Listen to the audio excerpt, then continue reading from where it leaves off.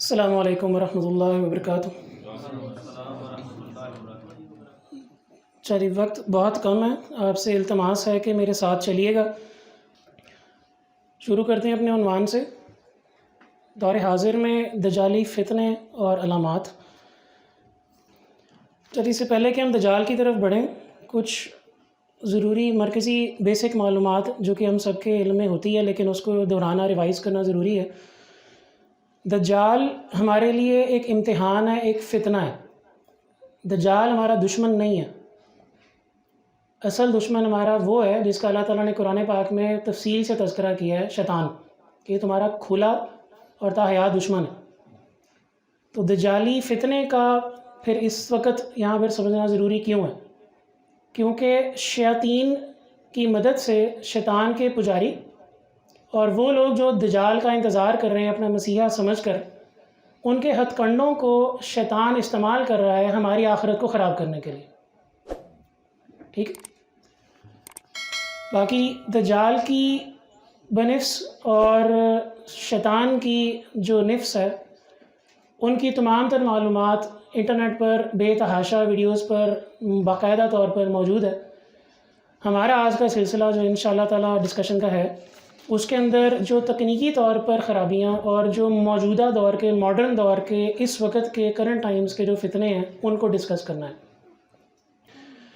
شروع کرتے ہیں اللہ کے نام سے۔ اعوذ باللہ من الشیطان الرجیم، بسم اللہ الرحمن الرحیم۔ آپ سے گزارش ہے کہ آیت الکرسی، سورہ فلق اور سورہ ناس پڑھ لیں تاکہ آپ کے سمجھنے میں اور آگے انشاءاللہ آپ سمجھائیں گے تو اس کے اندر آسانی پیدا ہو۔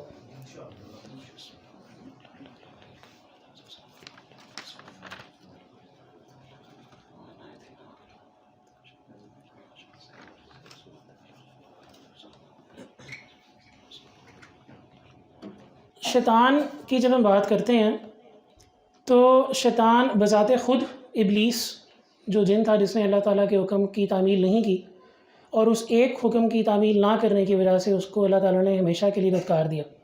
ایک تو یہ چیز بھی سوچنے کی ضرورت ہے کہ ہم اللہ تعالیٰ کی روز کتنی نافرمانی کرتے ہیں، کتنے اللہ تعالیٰ کے احکامات کی تعمیل نہیں کرتے ہیں۔ دوسرا یہ کہ جیسا کہ میں نے پہلے عرض کیا کہ شیطان دجالی فتنے کو اور دجال کا انتظار کرنے والوں کے ہر ہتھ کنڈے کو ہماری ہی آخرت اور دنیا دونوں اور ساتھ میں قبر کو خراب کرنے کے لیے استعمال کر رہے ہیں۔ ٹھیک ہے، تو ذہن میں آپ نے اس کورس کے اندر یہ رکھنا ہے کہ اصل دشمن ہمارا شیطان ہے، دجال صرف ایک ٹول ہے، محض ایک فتنہ ہے۔ کیا دجال موجود ہے؟ ہم جانتے ہیں احادیث میں حضرت تمیم باری رضی اللہ عنہ کا اس سے باقاعدہ طور پر بالمشافہ ملاقات ہوئی اور طویل کے ساتھ تعارف ہوا، اور ساری معلومات لے کر وہ جب حضور پاک صلی اللہ علیہ وسلم کی مجلس میں دوبارہ حاضر ہوئے تو حضور پاک صلی اللہ علیہ وسلم نے فوراً اکٹھا کیا تمام صحابہ کو جو ان کے پاس موجود تھے اور کہا کہ کیا میں تمہیں بتاتا نہیں تھا دجال کے بارے میں؟ تو وہ بالکل موجود ہے، جسمانی حالت میں ان کو ملا ہے، اور تمام تر جو گفتگو سے ہوئی ہے وہ حدیث کے اندر موجود ہے، وہاں سے آپ معلومات حاصل کر سکتے ہیں۔ ایک چیز ذہن میں رکھیں کہ حضرت آدم علیہ السلام سے لے کر آخری نبی حضرت محمد صلی اللہ علیہ وسلم تک ہر ایک نبی، ان گنت انبیاء علیہ السلام اللہ تعالیٰ نے بھیجے ہیں ہماری ہی اصلاح کے لیے، ہمیں ہی یاد دہانی کرانے کے لیے کہ کون سا راستہ درست ہے اور کون سے راستے پر نہیں جانا۔ جتنے انبیاء صلی اللہ علیہ وسلم آئے ہیں انہوں نے اپنی ہر قوم کو، ہر ایک نبی نے اس فتنے سے آغاز ضرور کیا ہے۔ یہ اتنا بڑا فتنہ ہے کہ آپ کی قبر کے عذاب سے، قبر کے امتحان سے، قبر کے فتنے سے زیادہ بڑا فتنہ یہ ہے۔ اور آج افسوس کے ساتھ ایک پوری ہوتی جا رہی ہے۔ حضور پاک صلی اللہ علیہ وسلم نے نشانی جو بتائی تھی دجال کے آنے کی کہ دجال کا تعارف اور اس کے بارے میں معلومات کو ڈسکس نہیں کیا جائے گا، اور یہ کافی سارے جمعے کے خطبات کے اندر آپ نے دیکھا ہوگا کہ شاید ہی مشکل سے کبھی دجال یا اس کے فتنے کی یا اس کی کسی کاوش کی کوئی بات ہوتی ہو۔ تو وقت ہم پر ہے، یہ دنیا کا آخری وقت چل رہا ہے۔ سائنسدانوں کی بھی اور مفکروں کی بھی کیلکولیشن کے حساب سے، باقی اللہ رب العزت بہتر جانتے ہیں کہ 100 سال سے کم اب دنیا کی عمر رہ گئی ہے، کچھ کے مطابق 60 سال کا بھی تذکرہ آتا ہے، باقی اللہ رب العزت بہتر واقف ہیں۔ تو اس فتنے کو ڈسکس کرنا، اس کے بارے میں علم حاصل کرنا اور پھیلانا، یہ اصل میں انبیاء صلی اللہ علیہ وسلم کی سنت ہے۔ تو اس کورس کو، اس لیکچر کو، اس بیان کو آپ نے اسی نیت سے سننا ہے، اور ان شاء اللہ تعالیٰ کوشش کریں کہ اس کو آگے پھیلائیں اپنے عزیز و اقارب میں، اور اس مشن کو جوائن کریں کہ جہاں پر مسجدوں کے اندر اس کا تعارف اور تذکرہ بند ہو گیا ہے، وہاں پر کھلے عام اس کا تذکرہ کریں، تاکہ اگلی نسل خاص طور پر جو ہے وہ اس سے اچھی طرح واقف ہو۔ کیونکہ آپ سے زیادہ ان کے لیے بڑا فتنہ ہے، کیونکہ جب وہ آپ کے جتنے ہوں گے، جب ہماری اولاد ہماری اتنی ہوگی یا ہم سے بھی بڑی ہوگی، یہ فتنہ اس وقت ان کے سر پر ہوگا، اور بار بار ان کی یاد دہانی کرانا ضروری ہے، اس کے بارے میں معلومات تفصیل سے حاصل کرنا ضروری ہے۔ ایک چیز ذہن میں رکھیے گا کہ انسان جو ہے وہ جسمانی اور روحانی دو چیزوں کا مرکب ہے۔ اس دنیا کے مٹی لے کر اس کا جسم بنا، اور عالم ارواح سے اس کی روح اس کے اندر اس دنیا میں لا کر ڈالی گئی۔ تو جتنے بھی فتنے ہم آگے ڈسکس کریں گے وہ دونوں طریقے کے ہوں گے، یا تو وہ روحانی ہوں گے یا وہ جسمانی ہوں گے، اور یا وہ ایسے ہوں گے جو کہ دونوں کے اوپر بیک وقت اثر انداز ہوں۔ شروع کرتے ہیں جی، بسم اللہ۔ اعوذ باللہ من الشیطان الرجیم، لا حول ولا قوۃ الا باللہ العلی العظیم۔ شیطان کے پجاری، شیطان کے ساتھی، یہ روز ازل سے ہی موجود تھے۔ انسان کی تخلیق سے پہلے جنوں کی پوری ایک ٹرائب تھی، ایک بستی تھی، ایک قبیلہ تھا بہت بڑا، جس کے خلاف اللہ تعالیٰ نے تو جبرائیل علیہ السلام کو سردار بنا کر فرشتوں کو بھیجا جنگ کے لیے، تاکہ ان کو ختم کیا جائے، ان کا کلا کما کیا جا سکے۔ کیوں کہ وہ سرکش تھے اور اللہ تعالیٰ کی کسی بھی بات سے نہ راضی تھے اور نہ مانتے تھے۔ اسی قبیلے کے جو سردار تھے وہ ابلیس کے ماں اور باپ تھے، یعنی کہ ابلیس اس قبیلے کا شہزادہ تھا۔ ابلیس اس وقت ایک بہت نیک جن تھا، جس کو بعد میں اللہ تعالیٰ نے فرشتوں کے ساتھ شامل کیا تھا۔ وہ جن ہی، یہ چیز ذہن میں رکھیے گا، کیونکہ عیسائیت کے مذہب کے اندر وہ اس کو جن نہیں سمجھتے، بلکہ نعوذ باللہ اللہ تعالیٰ کا ایک گرا ہوا فرشتہ سمجھتے ہیں، جو کہ ہمارے بیسک بنیادی عقائد کے خلاف ہے۔ فرشتہ اللہ تعالیٰ کا کبھی بھی گناہ نہیں کرتا، گناہوں سے پاک ہوتا، ٹھیک ہے جی۔ تو یہ جن تھا، اور اس کو سرکشی کی وجہ سے جب آدم علیہ السلام کو اللہ تعالیٰ نے پیدا کیا تو اور حکم دیا کہ تم اس کو سجدہ کرو تمام فرشتوں کو، ماں سمیت اس کے، تو سب فرشتوں نے سجدہ کیا سوائے اس جن کے، کیونکہ یہ اس وقت اپنی انا کے اندر آ گیا کہ یہ خاک سے بنا ہے، میں آگ سے، میں اس کو سجدہ کیوں کروں، میں تو اس سے بالا تر ہوں۔ اس نے یہ تو دیکھ لیا کہ انسان کس سے بنا ہے، لیکن اس نے یہ نہیں دیکھا کہ حکم کرنے والی ذات کون سی تھی، ٹھیک ہے جی۔ تو یہی چیز ہم نے بھی ذہن میں رکھنی ہے ہمیشہ، اس کورس کے اندر بھی اور آگے چل کے زندگی کے اندر بھی، کہ ہماری زندگی کے اندر بہت ساری مسائل، مشکلات شیطان پیدا کرے گا اور کرتا رہتا ہے، کیونکہ یہی اس نے اپنا مشن بنایا ہوا ہے۔ ہم نے یہ دیکھنا ہے کہ ہم نے اس کو شیطانی طریقے سے دور کرنا ہے، شیطان کی بات مان کر، اس کے بہکاوے میں آ کر، یا ہم نے اللہ رب العزت اور ان کے بھیجے ہوئے طریقے، خاص طور پر سیرت النبی کے ذریعے سے اور صلی اللہ علیہ وسلم اور دوسرے نبی صلی اللہ علیہ وسلم کی سنتوں کے اوپر عمل کرتے ہوئے، چلتے ہوئے ہم نے ان فتنوں سے بچنا ہے، ٹھیک ہے جی انشاءاللہ۔ شیطان انسانوں کو اس دنیا، قبر اور قیامت میں مصیبت میں ڈالنا چاہتا ہے، اس بات میں قطعاً کوئی شک کسی کو نہیں ہونا چاہیے کہ ہمارا کھلا اور بدترین دشمن ہے، ٹھیک ہے جی۔ اس لیے وہ اپنے پیروکاروں اور ان لوگوں کے خلاف رہنمائی کرتا ہے، اپنے پیروکاروں کی ان لوگوں کے خلاف رہنمائی کرتا ہے، کن کی؟ جو اس کی مخالفت کرتے ہیں۔ شیطان کی مخالفت کیسے ہوگی؟ جب آپ اللہ کی بات مانیں گے، کیونکہ وہ تو زمین پر نعوذ باللہ اپنے آپ کو دوسرا خدا سمجھتا ہے، نعوذ باللہ، ٹھیک ہے جی، اور دوسروں کو یہ سکھاتا، سمجھاتا ہے اور بتاتا ہے کہ نعوذ باللہ اوپر خدا ہے جو سب چیزوں کے اوپر سلطنت کا سلطان ہے، اور نیچے زمین پر نعوذ باللہ العظیم وہ ہے کہ جو کہ ہر چیز پر قادر ہے، ٹھیک ہے جی۔ یہ پچھلی تصویر میں اگر آپ دیکھیں تو یہ ایک ہاتھ اس کا آپ دیکھ رہے ہیں، نظر آ رہا ہے جی؟ یہ اس کی دو انگلیاں اوپر اٹھی ہوئی ہیں، اور یہ اس کی دو انگلیاں ادھر الٹے ہاتھ کی نیچے اٹھی ہوئی ہیں۔ اس کا مطلب یہ ہے کہ دو ہیں نعوذ باللہ خدا، اوپر جیسا ہے نعوذ باللہ ویسا ہی نیچے میں ہوں نعوذ باللہ، ٹھیک ہے جی۔ اور بہت ساری چیزیں ہیں اس چھوٹے سے خاکے کے اندر جو کہ ابھی اس وقت مناسب نہیں ہے، کیونکہ ہمارا عنوان نہیں ہے، لہٰذا اس چیز کو ذہن میں رکھیں، جو اللہ کی مانتے ہیں اللہ کو مانتے ہیں اور اللہ کی مانتے ہیں، یعنی اللہ کو مانتے ہیں اور اللہ کی اطاعت کرتے ہیں اور اللہ کے بھیجے ہوئے راستے پر چلتے ہیں، یعنی کہ نبی پاک صلی اللہ علیہ وسلم کو مانتے ہیں اور ان کی اطاعت کرتے ہیں، ان کا یہ شدید اور کھلا دشمن ہے۔ اب آگے چلنے کے اس کے دو طریقے ہیں شیطان کے کام کرنے کے، یا تو وہ اللہ کے دشمنوں کا کھلا دشمن بن جائے اور ان کے ساتھ اعلان جنگ کر دے، یا دوسرا طریقہ یہ ہے کہ وہ اللہ کے احکامات پر چلنے والے لوگوں کو اپنے احکامات پر چلنے والے لوگوں کی طرح ڈھال لے، جو آج کل کا فتنہ ہے۔ اب میں اور آپ یہاں بیٹھے ہیں، ہم 5 وقت کے نمازی پرہیزگار الحمدللہ، اللہ تعالیٰ کے بہت گناہ گار لوگ ہیں، اللہ تعالیٰ میں معاف فرمائے، لیکن ہم عقائد پر پکے ہیں انشاءاللہ۔ جو عقیدے پر پکا ہے اس کو یہ اپنی پٹری سے نہیں اتار سکتا، اس لیے اس کے خلاف یہ کھلی دشمنی لیتا ہے، اور کھلی دشمنی اس کی 2 طرح کی ہوتی ہے، ایک ظاہری ہوتی ہے اور ایک چھپی ہوئی ہوتی ہے۔ دونوں طریقے کے فتنے انشاءاللہ ہم آگے چل کے ڈسکس کرتے ہیں۔ آگے چلتے ہیں اپنے عنوان کی طرف، دجال کے اوپر بے تحاشا ہمارے پاس احادیث موجود ہے، قرآن پاک میں اس کا تذکرہ نہیں ہے، باقی الہامی کتب جو قرآن سے پہلے نازل ہوئی ہیں، تورات میں، زبور میں، انجیل میں، صحف ابراہیم علیہ السلام کے اندر اور بھی انبیاء کے اندر صحیفوں کے اندر اس کا تذکرہ خاطر خواہ تفصیل کے ساتھ موجود ہے۔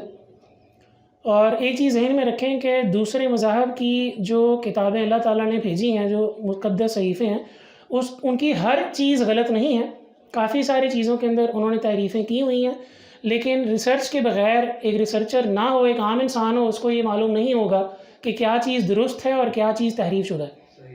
اس لیے ہمارا مشن بطور مسلمان ریسرچر نہ ہوتے ہوئے، عام انسان ہوتے ہوئے یہ ہے، جو کہ میری آپ سے گزارش ہے کہ احادیث کا مطالعہ فرمائیں، خاص طور پر دجال اور آنے والے وقتوں کا اور آخر الزمان کی احادیث کا مکمل تفصیل کے ساتھ پڑھیں، اور سورہ کہف کی تفسیر کو بار بار مختلف مفسرین کی تفاسیر کو پڑھیں اور ان دونوں کا الحاق کریں اپنے ذہن کے اندر، تاکہ آپ کو پھر آنے والے فتنوں کا اللہ تعالیٰ ذہن کے اندر تفصیل کے ساتھ عنوان ڈالے انشاءاللہ۔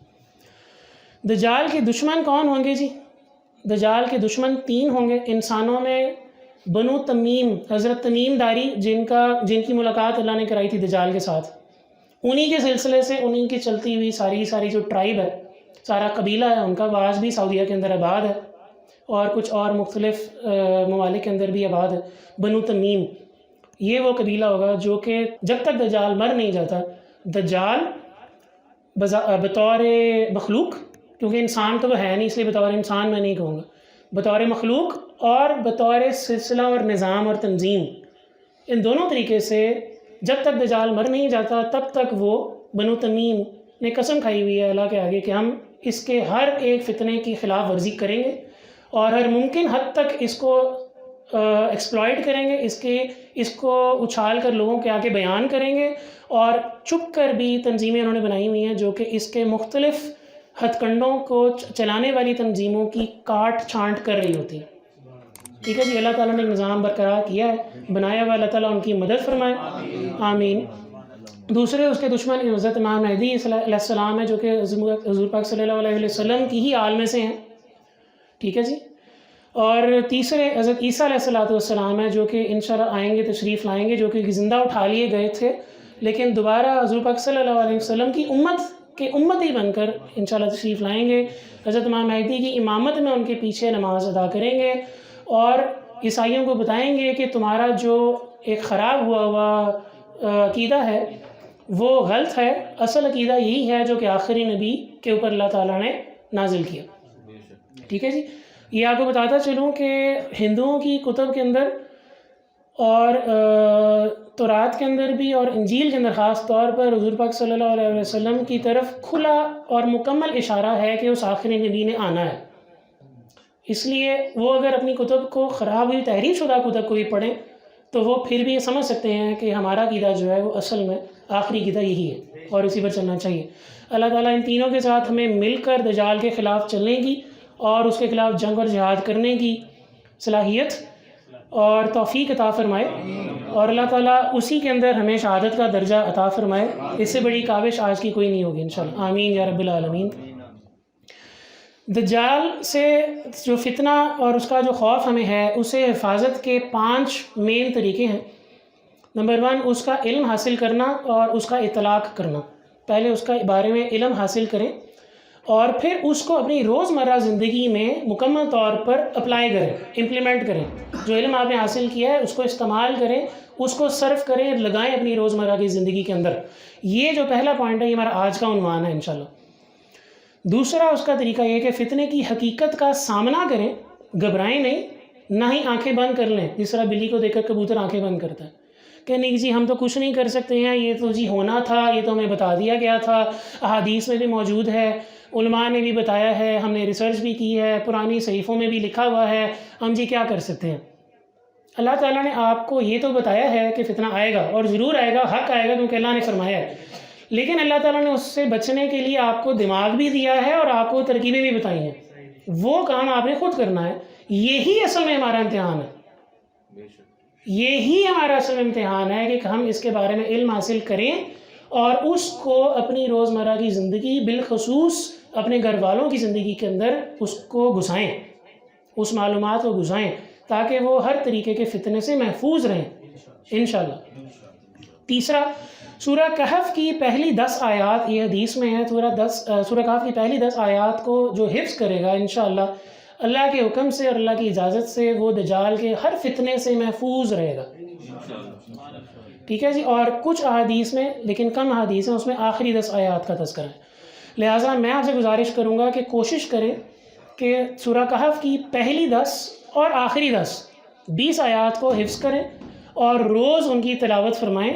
اور جیسا کہ میں نے پہلے عرض کیا تھا کہ سورہ کہف کی تفسیر مختلف مفسرین کی پڑھیں، تاکہ آپ کے ذہن کے اندر یہ چیز ذہن نشی ہو جائے اور بیٹھ جائے کہ کس کس طریقے سے اللہ تعالیٰ نے پرانے وقت میں اپنی اطاعت کرنے والوں کو بچایا تھا، اور آنے والے وقتوں کے اندر اللہ تعالیٰ کی مدد کس طریقے سے آپ خوشنودی، رضامندی اور مدد حاصل کر سکتے ہیں انشاءاللہ۔ مسنون دعائیں احادیث کے اندر ہمارے پاس موجود ہیں مکمل تفصیل کے اندر، جو کہ روزمرہ ہر نماز کے بعد آپ کو پڑھنی چاہیے۔ 5، دجال سے بھاگیں۔ حضور پاک صلی اللہ علیہ وسلم نے بہت سختی کے ساتھ ہمیں یہ تلقین فرمائی ہے کہ جب تمہیں پتہ لگ جائے کہ دجال آزاد ہو گیا ہے اور وہ ظاہر ہو گیا ہے، اس کا ظہور ہو گیا ہے، تو تم نے اس کی طرف قدم نہیں کرنا بلکہ الٹی سمت چلنا ہے اور اسے بھاگنا ہے۔ یہ بات ہو رہی ہے فی الوقت دجال بطور مخلوق کی۔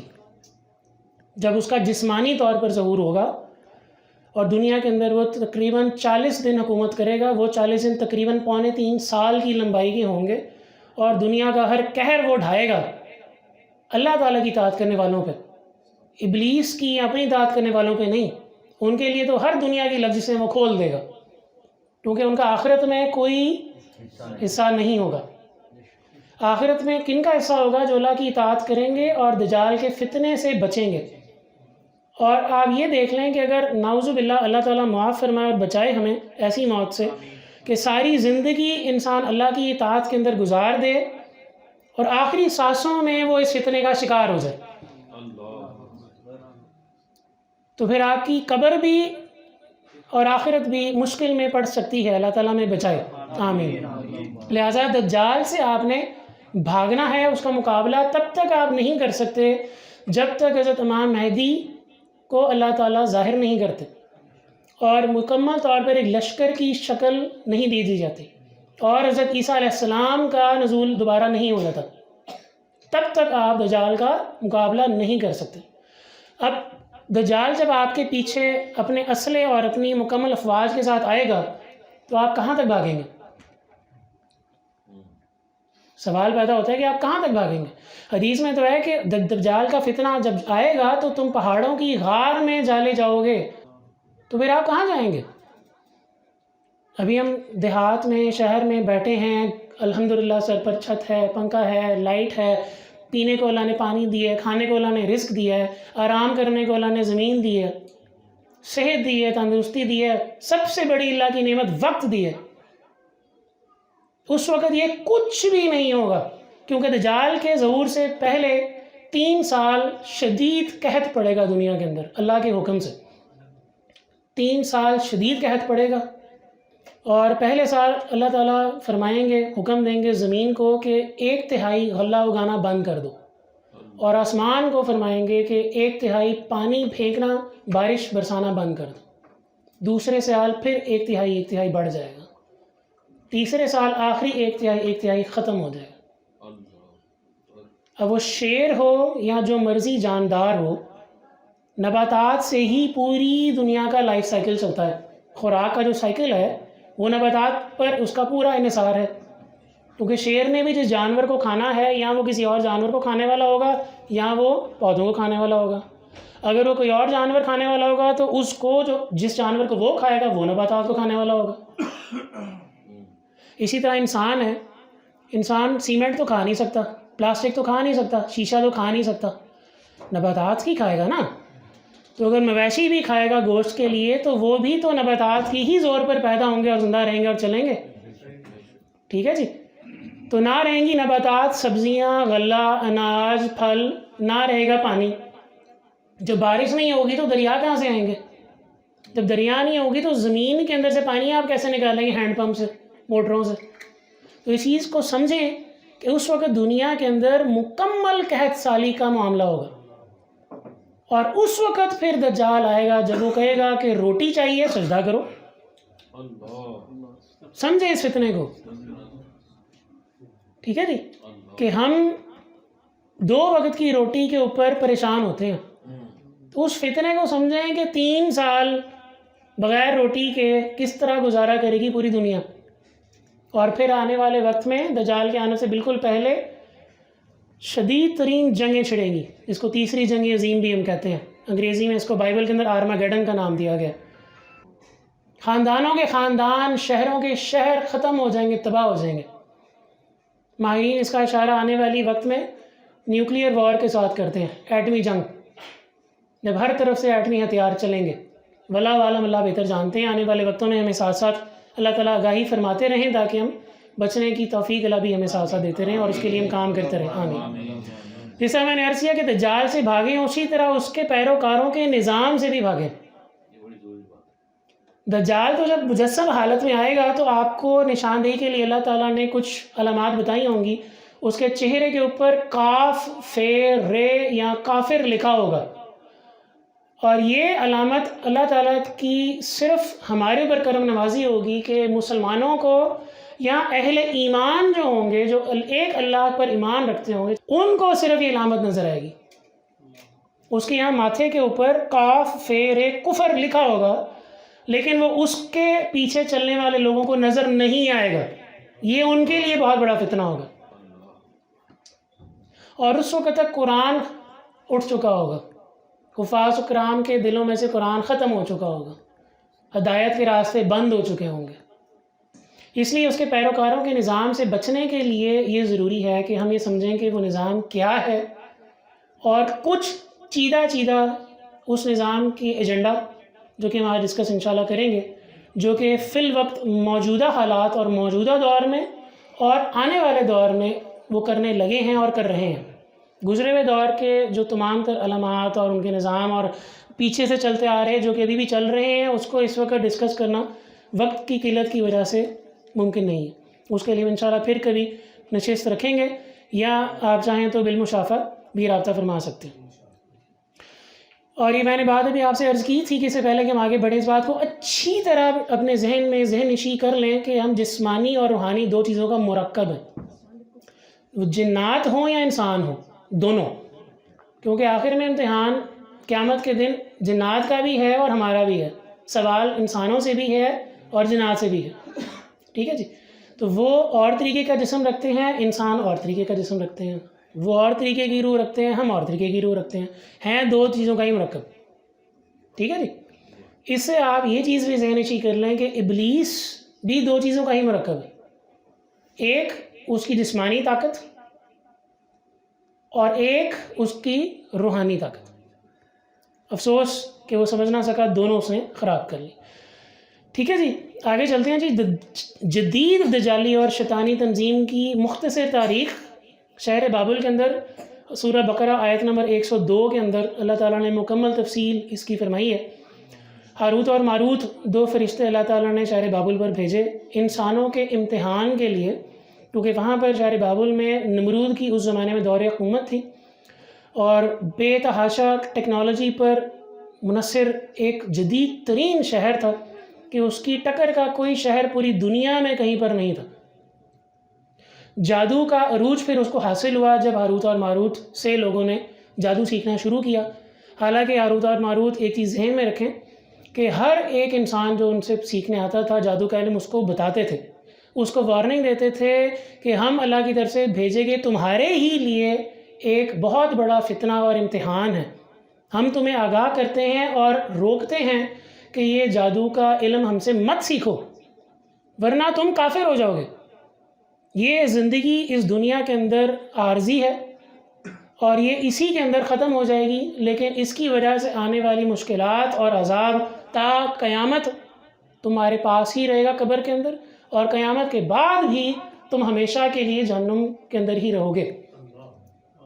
اس کے باوجود لوگوں نے جوک در جوک ہاروت اور ماروت سے سیکھا۔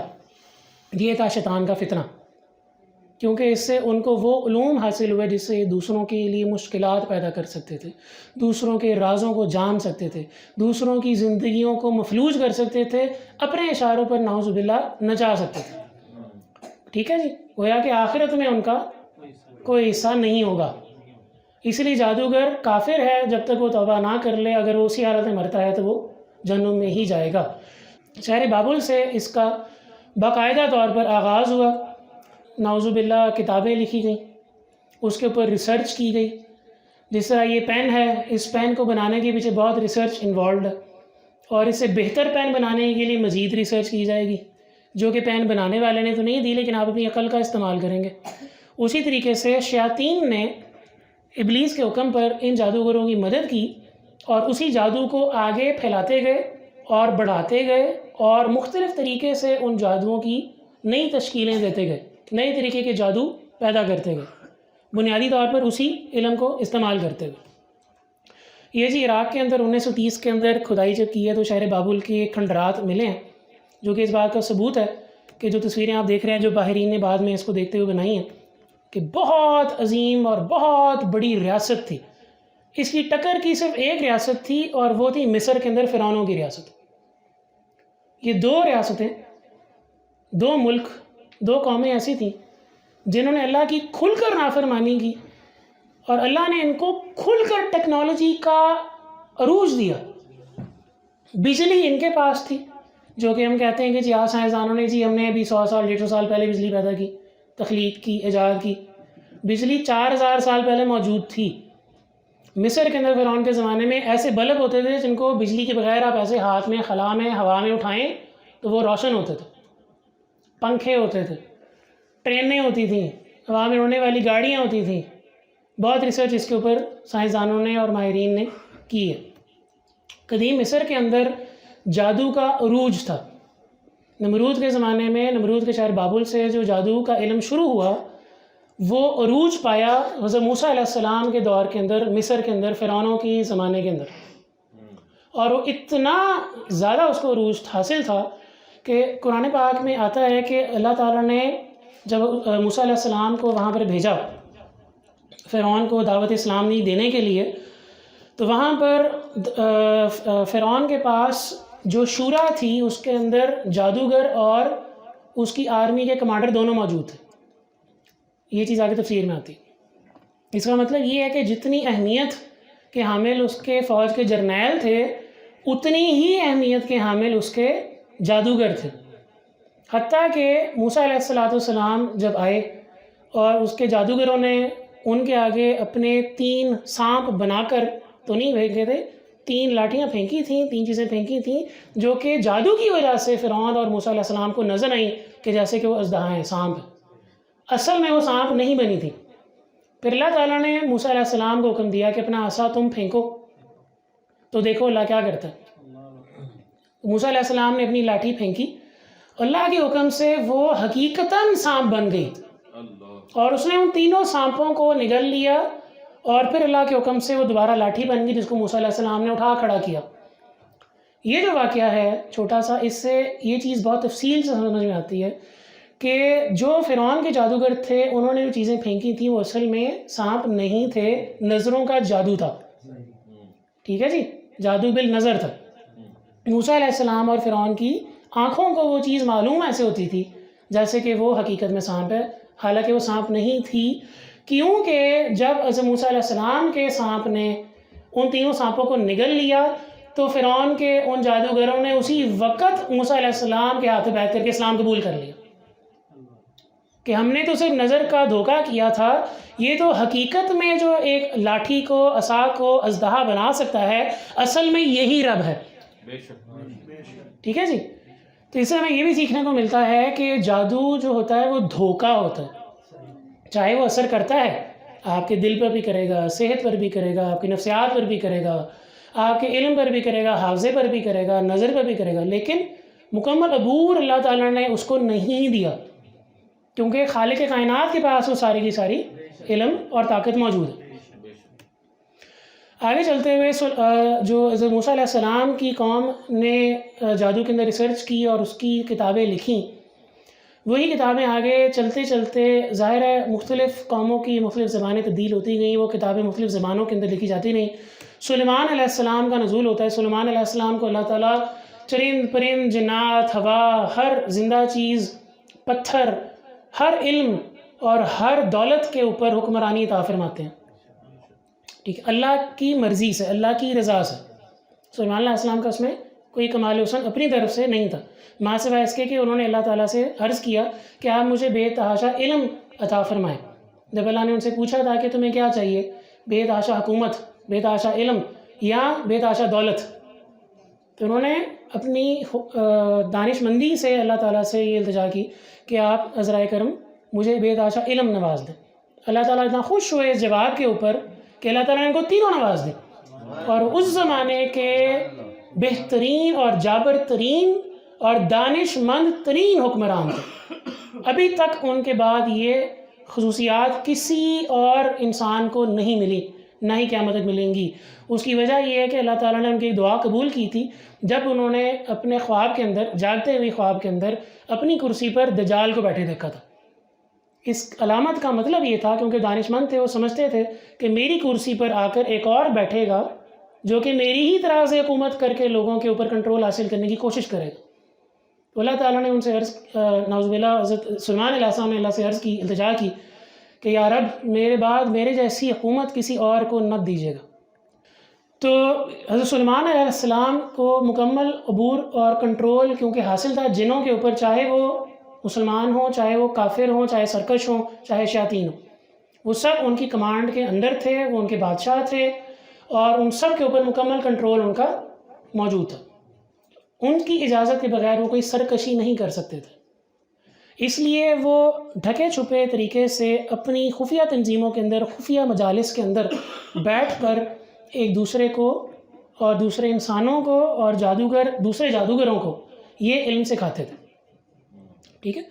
اور پھر سلیمان علیہ السلام کو جب اس چیز کا علم ہوا تو انہوں نے ان ساری کتابوں کو ضبط کیا، قبضے میں کیا اور ان کو چھپا دیا تاکہ کوئی بھی اس شیطانی علم کو نہ سیکھے، نہ اس کا استعمال کرے اور نہ ہی آگے چلے. انہوں نے ان کو دفن کر دیا، ختم ہوگی وہ تاریخ، مٹ گئی. آگے چلتے ہیں جی. سلیمان علیہ السلام سے پہلے جو موسیٰ علیہ السلام آئے تھے، ٹھیک ہے جی. تو اس چیز کو ذہن میں پہلے رکھیں کہ موسیٰ علیہ السلام جو کہ فرعون کے زمانے میں مصر میں تھے، جب موسیٰ علیہ السلام وفات پا گئے تو بنی اسرائیل نے شیطان کے، ابلیس کے زیر اثر تورات مقدسہ کو تبدیل کر دیا، اس میں تحریفیں کر دی. ابلیس بطور انسان ان سے آ کے خود ملتا تھا، بالکل اسی طرح جس طرح حضور پاک صلی اللہ علیہ وسلم کو نعوذ باللہ شہید کرنے کی غرض سے اور پھر غزوہ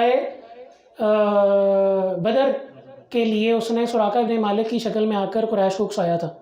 ٹھیک ہے، انسانی حالت میں. اور وہ آج بھی اپنے تنظیم کے سربراہان کو اور کچھ اور لوگوں کو انسانی حالت میں آ کر ملتا ہے باقاعدہ طور پر. اسی طریقے سے جس طرح میں آپ کے ساتھ گزارش کر رہا ہوں اسی طریقے سے ان کے ساتھ خطاب کرتا ہے، ان کو ساری پلاننگ دیتا ہے، ان کو سب کچھ سکھاتا اور بتاتا ہے. کیوں؟ کیونکہ وہ حضرت آدم علیہ السلام سے پہلے سے زندہ ہے، اس کے پاس بنی نوع انسان کی ابھی تک کی ساری تاریخ موجود ہے، انسان کیسے سوچتا ہے یہ اس کو بخوبی معلوم ہے، اور اس کو کاؤنٹر کرنے کے لیے، ابلیس کے خلاف اپنے آپ کو مضبوط کرنے کے لیے انسان خاص طور پر مسلمان کیا کرے گا اور کیا کرتا ہے وہ اس کا بخوبی علم رکھتا ہے، ٹھیک ہے جی۔ اسی لیے وہ اپنے تنظیم کے جو ممبران ہیں اور جو اس کے سلیو ہیں، اس کے غلام ہیں، اس کے نوکر ہیں، اس کے ساتھی ہیں، ان کی بخوبی برین واشنگ اور ان کو گائیڈنس، ان کی رہنمائی کر رہا ہوتا۔ جب موسیٰ علیہ السلام کی کتاب میں تورات میں بنی اسرائیل نے ابلیس کے بہکاوے میں آ کر تحریفیں کی، کیوں کی؟ تم شراب پی نہیں سکتے ہو، ساری دنیا شراب پیتی ہے، تم اس لغزش سے محروم رہ رہے ہو، تم سور نہیں کھا سکتے، ساری دنیا سور کھاتی ہے، تمہاری کتاب میں لکھا ہے سور نہیں کھانا، زمانے چلے گئے، سینکڑوں سال بیت گئے، اب تو سور کھاؤ، اس کے گوشت کا مزہ لو، دیکھو کتنی فراوانی میں پیدا ہوتا ہے۔ سود، ساری دنیا سود لیتی ہے، تم کیوں نہیں لیتے بھائی؟ تم ایسے ہی کسی کو قرض دے دیتے ہو، تمہاری رقم بھی تمہیں ٹوٹ ٹوٹ کر قسطوں میں ملتی ہے، تمہارا کیا فائدہ؟ مال بڑھاؤ، سود لو۔ اس طرح کے فتنوں میں اس نے ملوث کیا، اور اس وقت پوری دنیا کے اندر بینکاری نظام اور سود، اس کے علاوہ بھی سود کی جتنی اقسام ہیں ان سب نظاموں کے مالکان یہودی ہیں، ٹھیک ہے جی۔ مال کی محبت، اس سے بھی ہمیں ایک سبق ملتا ہے، اور ان صفات کو بھی انہوں نے بدل دیا کتاب کے اندر، جو اللہ تعالیٰ نے عیسیٰ علیہ السلام کو، جنہوں نے آگے آنا تھا موسیٰ علیہ السلام کے بعد کافی آگے جا کے، ان کو پہچاننے کے لیے جو علامات اللہ تعالیٰ نے تورات میں لکھی ہوئی تھیں ان کو بھی بدل دیا۔ اس کا نقصان یہ ہوا کہ جب اصل میں عیسیٰ علیہ السلام آئے، جب عیسیٰ علیہ السلام کا نزول ہوا تو بنی اسرائیل نے ان کی مکمل خلاف ورزی کی، یہودیوں نے ان کی مکمل خلاف ورزی کی، کیونکہ ان کی تحریف شدہ کتاب میں جو علامات تھیں حضرت عیسیٰ علیہ السلام کی، تو وہ علامات تھیں ہی نہیں۔ اللہ تعالیٰ نے تو نشاندہی کے لیے، ان کی آسانی کے لیے بھیجا تھا، انہوں نے ابلیس کے زیر اثر، اس کے بہکاوے میں آ کر ان ساری علامات کو تبدیل کر دیا، ان میں تحریف کر دی، اور ابلیس نے ان کے ساتھ یہ ہتھ کنڈا کھیلا کہ ایک تو اس نے حضرت عیسیٰ علیہ السلام کی اصل علامات کو تبدیل کر دیا، اور اسی کے دوران اس نے دوسری چال یہ چلی کہ تحریف شدہ جو نئی معلومات ہے، جو نئی علامات ہیں پہچاننے کی، شناخت کی، وہ ساری دجال کی ڈال دیں، ٹھیک ہے جی۔ ایک تیر سے دو شکار، بنی اسرائیل میں سے یہودیوں نے حضرت عیسیٰ علیہ السلام کو زیادہ تر نے ماننے سے انکار کر دیا، وہ کہتے تھے نعوذ باللہ العظیم، یہ تو جادوگر ہے، یہ تو کوڑ کے مرض کو ٹھیک کر دیتا ہے، یہ تو پانی پر چلتا ہے، اور بھی جتنے بھی اللہ تعالیٰ نے ان کو معجزات عطا فرمائے تھے، تفصیل کے ساتھ انجیل میں لکھے ہیں اور حدیث میں موجود ہیں۔ تو اس وجہ سے انہوں نے عیسیٰ علیہ السلام کو نبی ماننے سے انکار کر دیا۔ آگے عیسیٰ علیہ السلام کے خلاف وہ مہم کھڑی کرنا چاہتے تھے، لشکر انہوں نے تیار کیا، اور قریب ہی سلطنت رومیہ، رومن امپائر کا بادشاہ تھا کانسٹنٹین، وہ اپنی سلطنت کی توسیع کرنا چاہتا تھا جغرافیائی لحاظ سے، اور قریبی علاقوں کو فتح کر کر اپنے ساتھ ان کا الحاق کرنا چاہتا تھا، جس کی وجہ سے اس نے اب تہیہ کیا، ارادہ کیا کہ وہ یروشلم کی ریاست جو ہے، جس کو ہم آج یروشلم کے نام سے جانتے ہیں، جو کہ اسرائیل کا مرکز ہے، جو کہ دارالحکومت ہے، اس کی طرف قدم پیشی کی۔ اس نے اپنے فوجی وہاں پر بھیجے جو کہ اس کا پیغام لے کر وہاں پر گئے، انہوں نے کہا کہ ہمارا بادشاہ اس خطے پر حکومت کرنا چاہتا ہے، تو تمہاری مرضی ہے کہ تم اپنی رضامندی کے ساتھ ہمارے ساتھ الحاق کر لو، ورنہ لشکر تو ہمارے پہلے تیار کھڑے۔ تو جو عیسیٰ علیہ السلام کے ساتھی تھے، جو عیسائی تھے، جن کو انگریزی میں کرسچن کہتے ہیں، جو عیسیٰ علیہ السلام پر ایمان لے آئے تھے، ان کے لیے انہوں نے بہت مشکلات کھڑی کی۔ کانسٹنٹین کی جو فوج تھی وہ پھر یہاں پر آئی، اور یہودی جو تھے سرکش، جنہوں نے عیسیٰ علیہ السلام کو اللہ کا نبی ماننے سے انکار کر دیا تھا، انہوں نے کانسٹنٹین کے فوجیوں کو راستہ دکھایا کہ یہاں پر عیسیٰ علیہ السلام کے جو فالوورز ہیں، اطاعت گزار ہیں، وہ موجود ہیں، ان کو آپ قتل کرتے چلیں۔ ان کے خلاف نسل کشی اور قتل و غارت کا بازار گرم کیا گیا، اور اتنا گرم کیا گیا کہ عیسیٰ علیہ السلام نے اپنے ساتھیوں کے ساتھ اپنے آپ کو ایک قلعے کے اندر محفوظ کر لیا۔ دوسرے الفاظ میں آپ یوں بھی کہہ سکتے ہیں کہ انہوں نے ان کو مجبور کر دیا کہ وہ ایک جگہ پر قید ہو جائیں۔ وہاں پر عیسیٰ علیہ السلام کا ایک ساتھی، جس کو انگریزی میں جوڈس کے نام سے جدید انگریزی زبان کے اندر پہچانا جاتا ہے، اس نے ان کو دھوکہ دیا اور نشاندہی کر دی کہ وہ یہاں پہ چھپے ہیں۔ اللہ تعالیٰ نے اس کی سزا اس کو یہ دی کہ عیسیٰ علیہ السلام کو زندہ ہی اپنے پاس اوپر اٹھوا لیا اور جوڈس کی شکل عیسیٰ علیہ السلام کی کر دی، اس کی وجہ سے وہ مارا گیا۔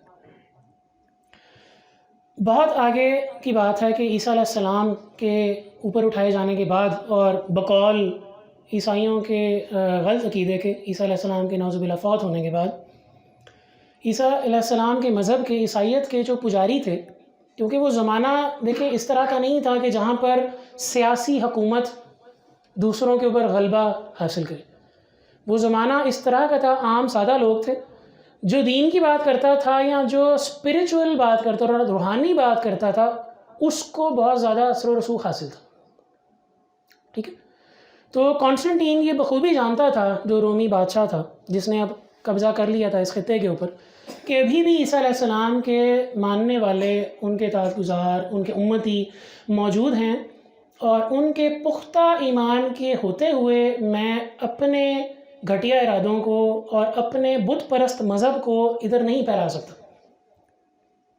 تو جب تک ایک ہی بڑی ریاست کے دو خطوں کے اندر دو الگ الگ مذاہب موجود رہیں گے تو میرا کسی ایک پر بھی اثر و رسوخ مکمل طور پر پکا نہیں ہو سکتا، کہ میرے اپنے جو پرانے روم کے اندر کے بت پرست ہیں وہ میرا ادھر سے مذاق اڑائیں گے، اور جو ادھر کے ماننے والے ہیں وہ تو پہلے ہی میرے مخالف ہیں۔ تو اس نے کیا کیا کہ آگے چل کر اس نے عیسیٰ علیہ السلام کے مذہب کے جو پادری تھے، پریسٹ، اس مذہب کے جو سربراہان تھے، کانسٹنٹین نے ان کو اکسایا اور ان میں سے کافی زیادہ کو اپنے ساتھ الحاق کرنے کی دعوت دی۔ کچھ کو مجبور بھی کیا، کچھ کو دعوت دی، اور کافیوں کو اس نے خریدا مال و دولت کی لالچ کے ساتھ۔ جیسا کہ پیچھے ہم نے دیکھا کہ ادھر بھی جب موسیٰ علیہ السلام کی کتاب میں تعریف ہوئی مال کی لالچ کی وجہ سے، آگے بھی جو ہونے لگا ہے مال کی لالچ کی وجہ سے۔ اس نے ان کو یہ پیشکش کی کہ آپ بہت سیاسی اثر و رسوخ رکھتے ہیں دینی سربراہی کی وجہ سے، تو آپ میرے ساتھ ملیں، ہم آپ کی کتاب کے اندر کچھ تحریفیں کرتے ہیں اور میرے مذہب کی کچھ چیزیں اس میں ڈالتے ہیں، تاکہ یہ دونوں مذہب ایک دوسرے کے ساتھ ہم آہنگی میں چل سکیں اور مرج ہو جائیں، جڑ جائیں، منہم ہو جائیں، ایک ہو جائیں۔ تو اس وجہ سے پھر یہ آگے سلسلہ شروع ہوا میٹنگز کا، جس کو انگریزی میں کہتے ہیں دی کاؤنسل آف نائسیہ، اور پھر ان کے رہنماؤں نے رومی بادشاہ کانسٹنٹین کے ساتھ سازش کی اور انجیل کے اندر تحریفیں کر دی، جس وجہ سے آج انجیل اپنی اصل حالت میں موجود نہیں ہے۔ انجیل کو انگریزی میں ویسے بائبل کہتے ہیں۔ بہت آگے چلتے ہیں، نبی پاک صلی اللہ علیہ وآلہ وسلم کے ان کی وفات، ان کے وصال کے بعد آگے امیدز کا اور عباسد دو جو تھیں خلافتیں آئی تھیں مسلمانوں کی، تو امید کے آخری حصے میں اور عباسی خلافت کے ابتدائی حصے کے اندر آپ کی طرف سے اگر دیکھیں تو عرب یعنی کہ اسلامی خلافت کے شمال میں اس کے اوپر، اور یورپ کے مشرق میں اس کے دائیں جانب یہ ایک علاقہ تھا جس کو خزار یا خزاریہ کہا جاتا تھا، جو کہ یہاں پر نیلے رنگ کے ساتھ ہائی لائٹ کیا ہوا ہے۔ آج یہ موجودہ جو علاقہ ہے یہ رشیا کی نیچے والی دم جو ہے وہ والا علاقہ ہے، جو میں نے لال رنگ سے اس کے اندر ہائی لائٹ کیا ہوا آپ کے لیے۔ ٹھیک ہے جی، خزاریہ جو علاقہ تھا یہ ترکوں سے نکلے ہوئے لوگ تھے، ٹھیک ہے، ٹرکش نومیڈ ان کو انگریزی میں کہتے ہیں. ترکی بدو، جس طرح سعودی میں عربی بدو ہوتے ہیں، پہاڑی علاقے میں رہنے والے جنگلی لوگ، اسی طرح یہ ترکی بدو تھے جو کہ انہوں نے ادھر جا کر ایک الگ بستی اپنی آباد کر لی تھی. اور پھر یہاں پر ان کا ایک خان تھا، اور اس خان نے اپنے علاقے کے اوپر مکمل طور پر اندرونی سلطنت اور ریاست قائم کر لی تھی. اس کو انگریزی میں خاگنیٹ کہتے ہیں. تو اس علاقے کے لوگوں نے جب دیکھا کہ نیچے اسلام ہے اور ہمارے ساتھ یورپ کے اندر عیسائیت ہے، اور یہ دونوں مذاہب کے جو علاقے ہیں یہ ایک دوسرے کے ساتھ کافی طویل عرصے سے جنگ کے اندر مبتلا ہیں، کیونکہ اسلام پھیلنا چاہتا ہے اور عیسائیت اسلام کے پھیلنے سے پہلے ہی اسلام کو ختم کرنا چاہتا ہے. تو ان دونوں کی اس کشمکش کی جو کونا آ رہا ہے اس کے اندر ہم موجود ہیں. وہ دور دور نہیں ہے کہ جب ان دونوں میں سے کوئی ایک ہم پر قبضہ کر کے مکمل طور پر ہم پہ عبور حاصل کر لے گا اور ہمیں غلام بنا لے گا اور ہم مفلوج ہو جائیں گے، کیونکہ ہماری ایک انفرادی شناخت ہے، اس لیے ہم نہیں چاہتے ان دونوں میں سے کسی ایک کے ساتھ ملنا. ٹھیک ہے جی. اور ان کا ایک الگ مذہب تھا اس علاقے کے اس خطے کے لوگوں کا. خیر و تفصیل میں بھی جانے کی ضرورت نہیں ہے. بہرحال ٹینگرزم اس کو کہتے ہیں انگریزی کے اندر. یہ مانتے تو ایک خدا کو ہی تھے، لیکن ساتھ میں منگولیوں کے شیطان کے جو پجاری تھے نا، جو شیاطین کو بلاتے تھے جنگ کے اندر مدد حاصل کرنے کے لیے، جس کو شامنزم کہتے ہیں، شامن، یہ اس مذہب کو بھی انہوں نے الحاق کیا ہوا تھا ایک خدائی کی عبادت کے ساتھ، نعوذ باللہ. یعنی کہ نعوذ باللہ یہ ایک طرف تو ایک خدا کی پوجا بھی کرتے تھے، ساتھ میں شیاطین کی کھلی مدد لیتے تھے. تو مشرکی ہوئے. انہوں نے کہا کہ یہ جو ہمارا مذہب ہے یہ ایک خدا کے اوپر تو نہیں ہے، اب وہ وقت قریب ہے کہ ان دونوں میں سے کوئی ایک ہم پر قبضہ کرے گا.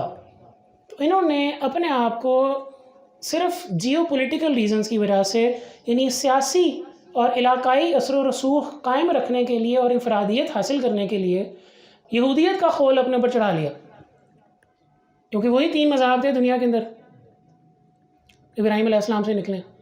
اگر ہم یہودیت کا خول اپنے اوپر چڑھا لیں گے تو نہ عیسائی ہمیں چھیڑیں گے نہ مسلمان ہمیں چھیڑیں گے، کیونکہ ان کی کتابوں میں تو ہم ہیں اللہ کے ماننے والے، انہی انبیاء کو ماننے والے. یہ ان کی سازش تھی، لیکن دل سے انہوں نے اس کو قبول نہیں کیا. سیاسی طور پر انہوں نے اپنے علاقے کا جو مذہب تھا اس کو یہودیت کے طور پر ڈکلیئر کر دیا. آگے جا کے یہی لوگ پھر کافی صدیوں کے بعد یورپ کے اندر پھیلے، مشرقی یورپ کے اندر، پھر آگے جا کے مغربی یورپ کے اندر، بالخصوص اٹلی میں، فرانس میں، اور پھر آگے جا کے برطانیہ کے اندر یہاں پہ رہنا شروع ہو گیا، جرمنی میں بھی. بہت آگے چلتے ہیں تو پھر انہوں نے امریکہ کو فتح کیا. فتح اس طرح کیا کہ پہلے سے ہی وہاں پر جو قبائلی لوگ تھے، قبائلی انڈین کو کہتے ہیں، ریڈ انڈینز، اپاچی انڈینز، وہ موجود تھے. تو انہوں نے ان کی نسل کشی کر کر وہاں پر اپنی نسل کو پھیلایا. آگے چلتے ہیں کافی آگے. 1906 کے اندر صلیبی جنگیں ہوئیں. یہ صلیبی وہ تھے جو کہ دنیا کے اندر عیسائیت کو پھیلانا چاہتے تھے تلوار کے زور پہ. تو 1906 کے اندر جب وہ ہار گئے تو انہوں نے ایک اور ایلیٹ کمانڈو فورس کا تشکیل کی. اس کا انہوں نے نام رکھا دا نائٹس ٹیمپلارز. ٹھیک ہے جی. یہ نائٹس ٹیمپلارز جو تھے یہ اصل میں آگے جا کر پھر ایک شیطانی تنظیم بن گئی، کیونکہ جو سلیمان علیہ السلام نے کتابیں چھپائی ہوئی تھیں جادو کی، وہ ان کے ہاتھ لگ گئیں جب یروشلم پہ ان کا قبضہ ہوا. اور پھر وہ انہوں نے پڑھی، اور پڑھ کر انہوں نے چرچ کی، یعنی کہ اپنے پادریوں کی اجازت سے نہیں، ان سے چھپ کر یہ علم حاصل کیا شیطانیت کا. اور پھر اس کے اندر انہوں نے اتنا عبور حاصل کیا کہ جو چرچ تھی، جو پادری تھے، وہ ان کا مقابلہ نہیں کر سکتے تھے. اس کی وجہ سے پھر ان کو دھتکارنا شروع کر دیا گیا. اس تنظیم کا آگے جا کے نام رکھا گیا فری میسن، جس کو ہم اردو میں صیونی کہتے ہیں. فری میسنری، ایلومیناٹی، یہ الفاظ آپ نے شاید سنے ہوں گے. تو یہ جو نائٹس ٹیمپلارز ہیں، جب یہ بہت زیادہ دنیا کے اندر بدنام ہو گئے تو انہوں نے آگے آگے اپنا نام رکھا فری میسن. میسن کہتے ہیں جی راج مزدور کو جو پلستر کرتا ہے. تو انہوں نے اپنے آپ کو ایک جھوٹ کے ساتھ منسوب کیا کہ ہم تو جی انہی میسنز کی اولاد میں سے ہیں جنہوں نے حضرت سلیمان علیہ السلام کے لیے ان کا تخت بنایا تھا. اب تحقیق کے مطابق وہ مسجد کو گرانے کے لیے زبردست مصنوعی زلزلہ پیدا کرنے کی سازش کر رہے ہیں اس وقت جو موجودہ صہیونی ہے اسرائیل کے اندر۔ ایک چیز میں یہاں بتاتا چلوں کہ عرب کے اندر جو لوگ ہیں، عربی جو باشندے ہوتے ہیں عام طور پر، وہ ہماری ہی طرح کی ان کی جلد کا رنگ ہوتا ہے، براؤن، چٹی چمڑی والے رومیوں کی طرح نہیں ہوتا۔ برطانیہ میں جو لوگ رہتے ہیں، جو جرمنی میں رہتے ہیں، اٹلی میں رہتے ہیں، امریکہ میں رہتے ہیں، ان کے رنگ و روپ کی طرح تو نہیں ہوتا۔ ایک ہر علاقے کی اپنی خد و خال ہوتی ہے۔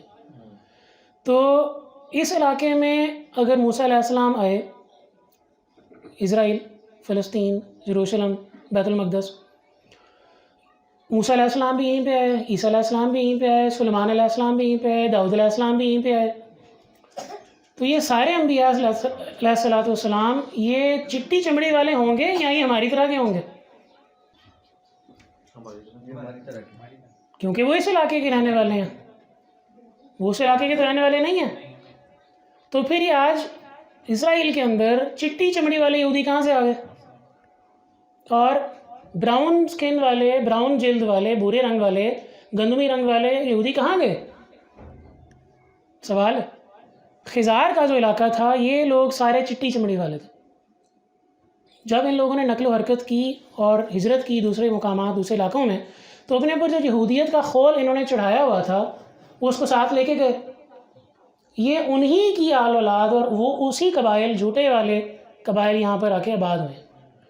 تو پھر گندمی رنگ والے کہاں گئے؟ دوسری جنگ عظیم میں ہٹلر نے بہت مشہور ہوا جی کہ یہودیوں کو اس نے قتل کیا، یہودیوں کی نسل کشی کی، اسی چیز کو آ کے بیس بناتے ہوئے یہودیوں کے لیے ایک الگ مذہب کی ڈیمانڈ کی، الگ معذرت، ایک الگ زمین کی، الگ خطے کی، الگ ریاست کی ڈیمانڈ کی گئی کہ جی ہٹلر نے اتنا نسل کشی ان کی ہے تو ہم نے ان کو ایک جگہ پر تحفظ عطا فرمانا ہے۔ تو اصل میں وہ یہ ہوا تھا کہ ہٹلر نے جو براؤن سکن والے، گندمی رنگ والے یہودی تھے ان کو چن چن کے مارا تھا، اصل یہودی، جو اصل نسلی قبائلی یہودی پیچھے سے چلتے آ رہے تھے موسیٰ علیہ السلام کے بنی اسرائیل میں سے، تاکہ آگے جا کے یہ ہمارے خلاف کھڑے نہ ہوں۔ آج بھی تنظیمیں موجود ہیں جو کہ اسرائیل کی بطور ریاست اور بطور فتنہ فری میسنری صہیونی، ان دونوں کے خلاف کھڑی ہے، اور وہ یہودی ہوتے ہوئے آواز بلند کہتے ہیں کہ ہمارے مذہب کے اندر الگ سے ریاست بنانے کی اجازت ہمیں نہیں ہے۔ یہ اتنا بڑا فتنہ، ٹھیک ہے جی۔ تو اس وقت جو مسجد اقصیٰ ہے اس کے نیچے بنیادیں وہ کھوکھلی کر چکے ہیں، اور ستونوں کے اوپر ستون بنائے ہیں انہوں نے مصنوعی، اور اس کے اوپر پوری مسجد اقصیٰ کھڑی ہوئی ہے جی۔ اور پلان یہ ہے کہ مصنوعی طور پر زلزلہ لایا جائے گا مشینوں کے ذریعے سے۔ یہ پہلے کافی قدیم زمانے سے ہوتا آ رہا ہے، اور ماہرین کے حساب سے 2005 کے اندر جو ایبٹ آباد کا زلزلہ آیا تھا وہ بھی مصنوعی طور پر بنایا گیا تھا، اللہ عالم۔ تو مصنوعی طور پر وہ زلزلہ پیدا کریں گے اور مسجد اقصیٰ کو شہید کر دیں گے، کیونکہ ان کا مشن یہ ہے کہ انہوں نے مسجد اقصیٰ کی جگہ پر اپنا جو ان کا مسیحا آئے گا، دجال، جھوٹا مسیحا، اس کے لیے انہوں نے ایک پیلس بنانا ہے، ایک تخت بنانا ہے جہاں سے بیٹھ کر دجال حکومت کرے گا۔ اور یہ ہماری حدیث کے اندر حضور پاک صلی اللہ علیہ وسلم نے تفصیل کے ساتھ بتایا ہے کہ وہ اپنے تخت پر بیٹھے گا یروشلم میں، وہیں سے اپنی حکومت کا ابتدا کرے گا، ٹھیک ہے جی۔ جبل دجال یہاں پر آپ لوگوں سے تذکرہ کرنا بہت ضروری ہے۔ جبل کہتے ہیں عربی میں پہاڑ کو۔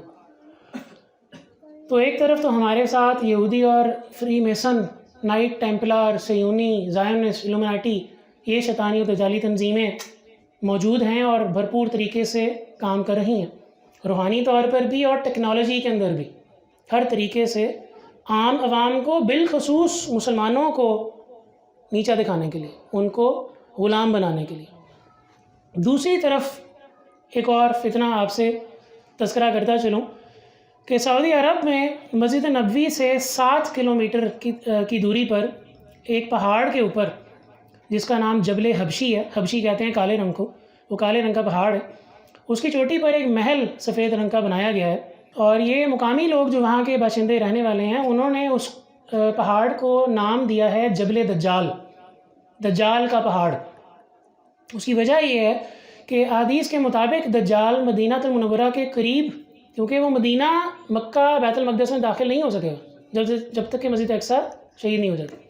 تو اس کا مطلب یہ ہے کہ مدینہ اور مکہ میں وہ داخل نہیں ہو سکتا، کیونکہ فرشتے اللہ کے ان دو شہروں کی حفاظت کریں گے. تو کیونکہ یہ داخل نہیں ہو سکے گا تو یہ مدینہ کے قریب ایک پہاڑ کی چوٹی پر سفید رنگ کے محل کے اندر سے بیٹھ کر مسجد نبوی کو دیکھے گا اور کہے گا دیکھو یہ محمد صلی اللہ علیہ وآلہ وسلم کا شہر ہے اور یہ ان کی مسجد ہے. تو یہ ایک بلند و بالا مقام پر محل سعودی عرب کے اندر بنایا جا چکا ہے. اب یہ سعودی حکومت نے بنایا ہے یا کسی اور نے بنایا ہے اللہ بہتر جانتا ہے، لیکن فی الوقت اس جو عمارت ہے، وہ جو بلڈنگ ہے، وہ جو محل ہے، اس کا نام کنگڈم پیلس رکھا گیا ہے، سلطنت کا محل. اس سے کافی اشارہ آپ کو مل جاتا ہے کہ یہ کہاں سے، کس کے حکم پر اور کس کی اجازت سے تعمیر ہوا. یہ سیٹلائٹ سے آپ گوگل میپ سے، گوگل ارتھ سے، کسی اور سافٹ ویئر سے بخوبی دیکھ سکتے ہیں. یہ اس کی مکمل جو ہے ڈیٹیل کے ساتھ تفصیلی تصویر ہے. یہ اس وقت کی تصویر ہے بنی ہوئی، یہ کمپیوٹر کا image, computer generated image, computer سے بنائی ہوئی تصویر نہیں ہے. یہ اس وقت موجودہ حالت میں سیمنٹ سے بنی ہوئی عمارت کی تصویر آپ دیکھ رہے ہیں. یہ فی الوقت یہ مکمل طور پر تصویر والی عمارت بنی ہوئی ہے، موجود ہے، اور یہ آپ دیکھ رہے ہیں اس وقت اس عمارت سے مسجد نبوی کی طرف رخ کیے ہوئے کس طریقے سے دجال یہاں سے بیٹھ کر ادھر دیکھے گا. تو اتنی پلاننگ ہے اگر ان کی، تو پھر یہ بھی دیکھا جائے کہ کس طریقے سے یہ ممکن ہو گیا کہ اتنی باریکی کے ساتھ اور عین اس مقام پر جہاں پر حضور پاک صلی اللہ علیہ وسلم نے فرمایا تھا اسی جگہ پر اس چیز کو تعمیر کیا گیا. تو ظاہر ہے غلطی سے تو تعمیر نہیں ہو جاتی. ٹھیک ہے، یہ چیز ذہن میں رکھنے کی ضرورت ہے. فری میسنز کا حتمی ایجنڈا نمبر 1، ایک عالمی حکومت، گلوبل ون ورلڈ گورنمنٹ، مکمل طور پر ایک عالمی حکومت کا قیام جس پر ان کی ہی اپنی حکومت ہو. نمبر 2، دنیا بھر کے مسلمانوں کو کمزور کرنا، کیونکہ وہی صرف ان کے عزم کے واحد خطرہ ہے. کیوں کہ باقی سارے مذاہب میں تو تعریفیں کر کے وہ ان کو اپنے ساتھ ملا چکے ہیں، اور پھر سیکولرزم کہ اپنا دین اپنے گھر میں رکھو، گھر سے باہر دین نکالنے کی ضرورت نہیں ہے. آپ کو دفاتر کے اندر، اسکولوں کے اندر، کسی بھی جگہ پر، پبلک مقامات پر دین کو ڈسکس کرنے کی ضرورت بھی نہیں ہے اور اجازت بھی نہیں ہے. ٹھیک ہے جی، اس کو کہتے ہیں سیکولرزم. یہ فی الوقت پاکستان کے اندر بہت تیزی سے فتنہ پھیلایا جا رہا ہے. نمبر 3، حقیقی اسلامی حکومتوں کو کٹ پتلی حکومتوں سے تبدیل کر دینا. مصر میں بھی ہم نے دیکھا، ہم نے عرب سپرنگ کے اندر دیکھا، عراق کے اندر صدام حسین کو اتارا گیا، وہاں پر اپنی مرضی کے حکمران مسلط کیے گئے، کٹ پتلی حکمران جو کہ ان کے اشاروں پر، ان کی پالیسیوں پہ چلتے ہیں، اپنی پالیسی بنانے کی اجازت ہی ان کو نہیں ہے. لیبیا میں دیکھا، کرنل قذافی کو مارا گیا اور پھر اس کی جگہ بدماش اور گنڈے حکومتی سطحوں پر بٹھا دیے گئے، اور وہاں سے مفت تیل وہ نکال کے لے کے جاتے رہے امریکیوں کے لیے. جو لیبیا کہتا تھا کہ مجھے پیسے دو گے بھی تمہارے تمہیں تیل نہیں دینا. عراق کہتا تھا میں تمہیں تیل نہیں دوں گا، صدام حسین کو مار دیا. لیبیا کہتا تھا تیل نہیں دوں گا، اس کو ہی مار دیا. مسلمانوں کو دہشت گرد اور بنیاد پرست قرار دینا، فنڈامنٹلسٹ، بنیادی اصولوں پر چلنے والے لوگ جو کہ خطرناک ہیں، جو کہ دہشت گرد ہیں، ماڈرن جدید طور کے اور طرز کے اوپر اپنے دماغ کو، اپنے ذہن کو، اپنے مزاج کو نہیں لاتے. دوسرے الفاظ میں جس طریقے سے ہم چاہتے ہیں اس طریقے سے نہیں چلتے. جس طریقے سے ہم شیطان کو، شیطانی تعلیمات کو عام کرنا چاہتے ہیں، اس کے خلاف دیوار بن کے کھڑے ہیں. دنیا کو ایک مشترکہ دشمن سے خوف زدہ کرنا اور انہیں فری میسن قیادت، یعنی کہ دوسرے الفاظ میں امریکہ کے ماتحت لانا، جس کے لیے اصل میں یونائٹڈ نیشنز، اقوام متحدہ کا قیام کیا گیا تھا. اب امریکہ سے ہی سارا تیل، سارا ڈالر، سارا گولڈ، ٹھیک ہے، سونا، تینوں وہیں سے پوری دنیا کے کنٹرول ہوتے ہیں. مسلمانوں میں سیکولرزم، لبرلزم اور بالخصوص فحاشی کو عام کرنا، یہ آخری لفظ بہت زیادہ زور دینے کی ضرورت ہے۔ فحاشی کو عام کرنا، پرانے زمانے میں جب جنگیں ہوتی تھیں کفار مکہ کے خلاف، حضرت علی نے تلوار ماری، شلوار پھٹ گئی، کافر مکہ، مشرک مکہ نے تلوار چھوڑ دی اور اپنے آپ کو سمیٹ لیا کہ میری ٹانگ ننگی ہو گئی ہے۔ اور آج ٹک ٹاک اور اس طرح کے جتنے بھی فتنے بنائے جا رہے ہیں، یہ بنتے نہیں ہیں، یہ دانستہ طور پر بنائے جاتے ہیں اور کنٹرول ہوتے ہیں۔ ان کو اسی لیے عام کیا گیا ہے کہ کہاں وہ ایک کافر مرد اپنی شرم کی حفاظت کر رہا ہے، کہاں پر خواتین، مسلمان خواتین بالخصوص فیس بک پہ، ٹک ٹاک کے اوپر، یوٹیوب کے اوپر، اور اللہ جانے اس طرح کی اور فتنے ہمارے پاس موجود ہیں، اپنے گھر کی چار دیوار، کیا ایک کمرے کے اندر بیٹھے ہوئے اپنے گھر والوں کو نہیں پتا کہ وہ اپنے آپ کو پوری دنیا پر براہ راست نشر کر رہی ہے بے حیا ہو کر۔ یہ فتنہ انہوں نے مسلمانوں کے لیے کھڑا کیا، ٹھیک ہے جی، اور بار بار حکومت اس کو بلاک کرتی ہے پریشر میں آ کر، اور پھر اس کو تھوڑی دیر بعد کھول بھی دیا جاتا ہے، کیونکہ اصل میں اس کو کھلا ہی تو رکھنا ہے۔ Number 7، trackable currency. میری جیب میں اگر 100 روپے کا نوٹ ہے تو وہ میری جیب میں ہے، آپ کو تو علم نہیں ہے کہ میری جیب میں کیا ہے کہ ہے۔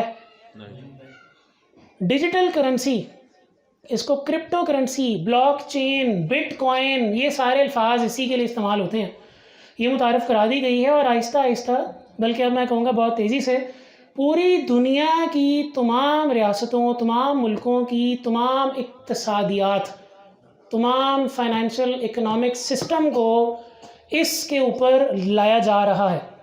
اس کی 2 وجوہات ہیں۔ نمبر 1، مکمل طور پر ان کو معلوم ہوگا کہ کس ملک میں نقل و حرکت پیسے کی کدھر سے کدھر ہو رہی ہے۔ ریاستی سطح کے اوپر ان کا کنٹرول، انفرادی سطح پر بھی ان کا کنٹرول ہوگا، مانیٹرنگ بھی ہوگی اور کنٹرول بھی ہوگا، اور جب وہ چاہیں گے تو ادھر سے بیٹھے بیٹھے سرکٹ بریکر کی طرح ایسے کریں گے، اس ملک کی ساری اکانومی، سارا اقتصادی نظام ہوا میں ختم ہو جائے گا، مٹی بھی نہیں، ریزہ بھی نہیں، ختم ہو جائے گا، اور وہ ملک یکدم زمین پر آ گرے گا۔ اسی لیے جب دجال آئے گا تو وہ ریاستیں جو کہ اس کا ساتھ دیں گی وہ اقتصادی طور پر عروج پہ جائیں گی، لیکن وہ جو اس کی مخالفت کریں گی، چاہے وہ مکمل طور پر ریاستی سطح پہ ہوں یا ریاست ان کا ساتھ دے رہی ہو اور مسلمان انفرادی طور پر میرے آپ کی طرح ان کی خلاف ورزی کریں گے، تو وہ انفرادی طور پر آپ کو ختم کر دیں گے، کیونکہ پیسہ اس وقت نہیں ہوگا، اس وقت ہوگا سوشل کریڈٹ سسٹم، وہ ہمیں آگے دیکھتے ہیں انشاءاللہ۔ تو اسی طریقے سے ہر چیز پر نقل و حرکت اور مانیٹرنگ وہ کریں گے۔ آخری ان کا سب سے بڑا فتنہ عالمی آبادی کو کم کرنا۔ دنیا کی 6 حصے اگر آبادی کے کر لیں تو 6 میں سے 5 حصے آبادی کے انہوں نے ختم کرنے ہیں 2 طریقے سے، اور انسانوں کو پیدا ہونے سے روکنا، اور جو پیدا ہوئے ہیں ان کو مارنا، چاہے وہ زہر کے ذریعے سے ہو، چاہے وہ خوراک کے ذریعے سے ہو، چاہے وہ کرونا سے ہو، چاہے وہ کرونا سے بچانے کے لیے جو ادویات آپ کو ٹیکے کے طور پر دی جا رہی ہیں ان سے ہو۔ اس کے اوپر ایک بہت بڑا فتنہ ہے، الحمدللہ اس کے اوپر میری کوئی خاصی طویل ریسرچ ہے، تو یہ پھر کبھی انشاءاللہ بات کریں گے، فی الوقت یہ موضوع نہیں ہے۔ سائیکوٹرونکس انگریزی کا ایک لفظ ہے، ریڈیونکس، سائیونکس، اگر کسی نے فزکس پڑھی ہو تو اس کو یہ پتہ ہوگا کہ ہمارے ارد گرد جتنی بھی الیکٹرانک چیزیں ہوتی ہیں وہ لہریں چھوڑتی ہیں، electromagnetic field, electromagnetic waves چھوڑتی ہیں، ٹھیک ہے جی۔ اسی وجہ سے اگر میرے پاس اس وقت کوئی وائرلیس مائک ہوگا تو وہ وائرلیس مائک ان شعاعوں کے ہی ذریعے سے آگے میری آواز منتقل کرے گا۔ اگر آپ کے پاس موبائل فون ہے تو وہ جو ٹاور لگے ہوئے ہیں ان ٹاوروں سے ہوا کے اندر جو لہریں آ رہی اور جا رہی ہیں وہی آپ کی آواز اور وہ سارا ڈیٹا آ کے اور واپس بھیج رہی ہیں، ٹھیک ہے جی۔ تو سائیکوٹرونکس یہ فیلڈ ہے سائنس کی جس کے اندر آپ انہی برقی اور مغناطیسی لہروں کے استعمال سے انسانی نفسیات پر قابو پاتے ہیں، نمبر 1۔ نمبر 2، اس کو سمجھتے ہیں کہ یہ کیا سوچ رہا ہے، اور نمبر 3 اس کے دماغ کے اس کی سوچ کے اندر ہیرا پھیری کرتے ہیں. ٹھیک ہے جی. وہ ایسے کہ ہمارے دماغ کے اندر مختلف طریقے کی لہریں اثر انداز ہوتی ہیں. یہ ان کی مختصر تفصیل ہے. سیٹلائٹ کے ذریعے سے ہو یا ٹاور کے ذریعے سے ہو یا آپ کے کمرے کے اندر لگے ہوئے کسی اسپیکر کے ذریعے سے ہو، کسی بھی چیز کے اندر یہ آلات چھپائے جا سکتے ہیں، اور ایک محدود رقبے سے لے کر پورے ملکوں، پورے شہروں، پوری بستیوں کے اوپر یہ کیا جا سکتا ہے. اور اس کی مکمل طور پر ریسرچ کے ساتھ عمل و درآمد یہ کر چکے ہیں امریکہ کے ایک قصبے کے اوپر. اور یہ اس طریقے سے انداز ہوتی ہیں کہ آپ بیٹھے ہوں گے، یکدم آپ کے کان میں سیٹی بجنا شروع ہو جائے گی. ہو سکتا ہے کسی نے محسوس کیا ہو کبھی. آپ بیٹھے ہوں گے، یکدم آپ کے سر میں درد شروع ہو جائے گا، مائیگرین شروع ہو جائے گا، آنکھوں سے پانی نکلنا شروع ہو جائے گا، یکدم دل کی دھڑکن چینج ہو جائے گی. یہ ہو رہا ہے، یہ آلریڈی یہاں پر ہو رہا ہے. تقریباً 15 سال سے اوپر ہو چکا ہے دنیا کے ہر ملک کے اندر اس کو پھیلائے ہوئے. ریسرچ اس پہ 1960 کی دہائی سے چل رہی تھی. ٹھیک ہے جی. یا اس کی دوسری جو شکل ہے وہ یہ ہے کہ آپ سے بات میں کچھ اور کر رہا ہوں گا، لیکن پیچھے وہ آواز آپ کے کانوں کی فریکوینسی جو آپ نہیں سن سکتے، اس فریکوینسی میں وہ لہریں چھوڑوں گا ایک اور ریکارڈنگ کی. نعوذ باللہ، جیسے کہ شیطان کی پوجا کرو. وہ جب آپ میری یہ والی بات سن رہے ہوں گے تو یہ تو صرف آپ کے دماغ میں جائے گی، جہاں سے آپ سوچتے ہیں. اس کو انگریزی میں کہتے ہیں فرنٹل لوب، ماتھا. لیکن جو دوسری چھپی ہوئی آواز لہروں میں آ رہی ہے وہ سیدھا پیچھے جاتی ہے آپ کی میموری میں، جہاں پر آپ چیزوں کا حافظہ رکھتے ہیں. سب کانشس اس کو کہتے ہیں انگریزی کے اندر. وہ نہ چاہتے ہوئے بھی وہ جو چھپا ہوا پیغام ہوگا وہ سارا کا سارا آپ کا ذہن سن رہا ہوگا، اور وہ اپنے اندر ریکارڈ بھی کر رہا ہوگا، اور آپ اس پر عمل درآمد بھی کریں گے. لیکن آپ کے کان کیونکہ نہیں سن سکتے تو آپ کو پتہ بھی نہیں لگے گا کہ آپ کو یہ حکم یا یہ تلقین کسی نے کی بھی ہے. اعوذ باللہ من الشیطان الرجیم. اتنا بڑا فتنہ ہے. دیکھیں آپ، ابھی چیدہ چیزیں میں بیان کر رہا ہوں. تقریباً کوئی 60 سے اوپر فتنے موجود ہیں. ان کو سمجھنے کے لیے کوئی 30-35 بیانات اور لیکچرز کی ضرورت ہوگی. اس وقت موجودہ دور کا، کیونکہ میں نے عرض کیا تھا، تو موجودہ دور کا اس وقت سب سے بڑے فتنوں میں سے یہ فتنہ ہے. آپ کو پتہ بھی نہیں ہے لیکن آپ کا ذہن سن رہا ہے، اور جو کہا جائے گا آپ اس پہ عمل کریں گے. ٹھیک ہے جی. جی بالکل. اور 5G جو ہے وہ اس کے ساتھ بھی، اور ساتھ میں جو کرونا کے ٹیکے ہیں ان دونوں کے ساتھ اثر انداز ہوتا ہے. کرونا کے ٹیکے پر پھر انشاءاللہ کسی اور دن نشست رکھیں گے. یہ ہمارے پاس نیچے ریسرچ نمبر لکھا ہوا ہے. ریسرچ نمبر آپ چاہیں تو انٹرنیٹ پہ سرچ کر سکتے ہیں. 1992 سے خاص طور پر اس کو عروج حاصل ہوا اس ریسرچ کو. ایک اور نمبر ہے، یہ مختلف ہے. یہ تو تھا مقناطیسی لہروں کی مدد سے جن کو آپ نہیں دیکھ سکتے. یہ فتنہ وہ ہے کہ سامنے آپ کے اسکرین لگی ہے، ٹچ والا فون، اینڈرائڈ، آئی فون، ٹیبلٹ، لیپ ٹاپ، ٹیلی ویژن، LCD اسکرین، بہت ساری شکلیں ہیں. ان کو خصوصی طور پر اس طریقے سے بنایا گیا ہے کہ پیچھے سے وہ چھپا ہوا میسج جو انہوں نے آپ کے مائنڈ میں، آپ کے ذہن نے ذہن نشی کرنا ہے، بغیر آپ کو آواز دیے وہ اسکرین سے براہ راست آپ کو آتا ہے. اللہ ان فتنوں سے میں محفوظ فرمائے. ٹھیک ہے جی. سوشل کریڈٹ سسٹم اس وقت چائنا کے اندر کافی سالوں سے مکمل طور پر چل رہا ہے جی.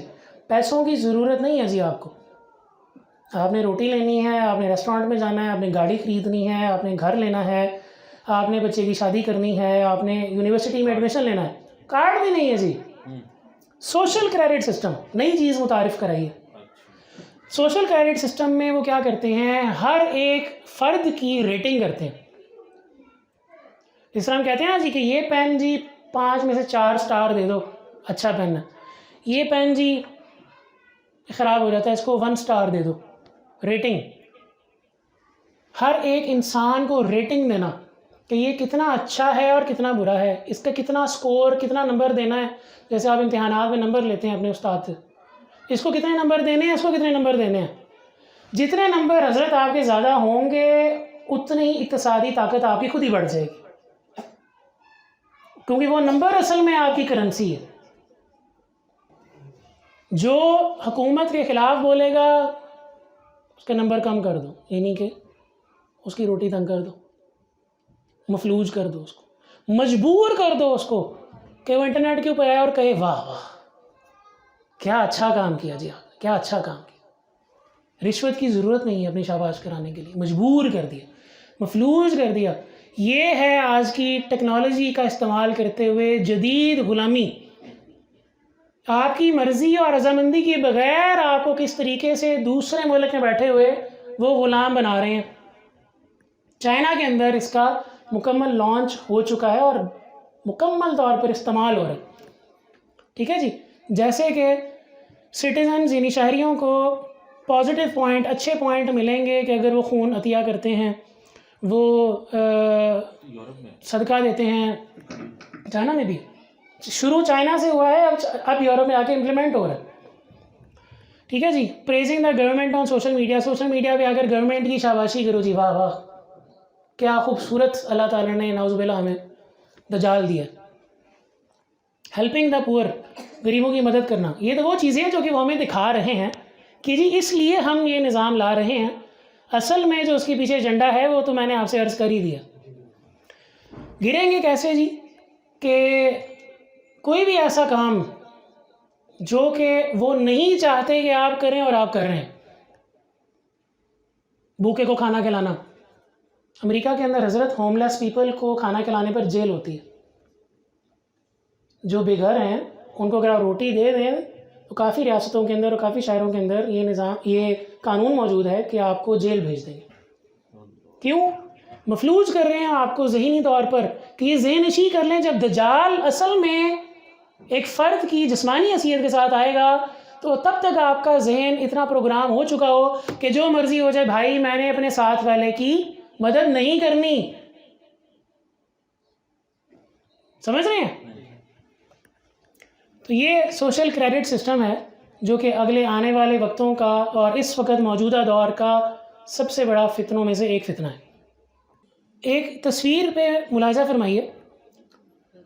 فرعون، مصر کے جو فرعون تھے، جب ان کو دفنایا جاتا تھا تو ان کے گردہ، دل، پھیپھڑے اور مغز کو نکال لیا جاتا تھا اور کہا جاتا تھا، ان کا خیال وہم یہ تھا کہ جب یہ دوبارہ نعوذ باللہ پیدا ہوں گے تو یہ یہیں سے ان اعضاء کی مدد کے بغیر پیدا ہوں گے.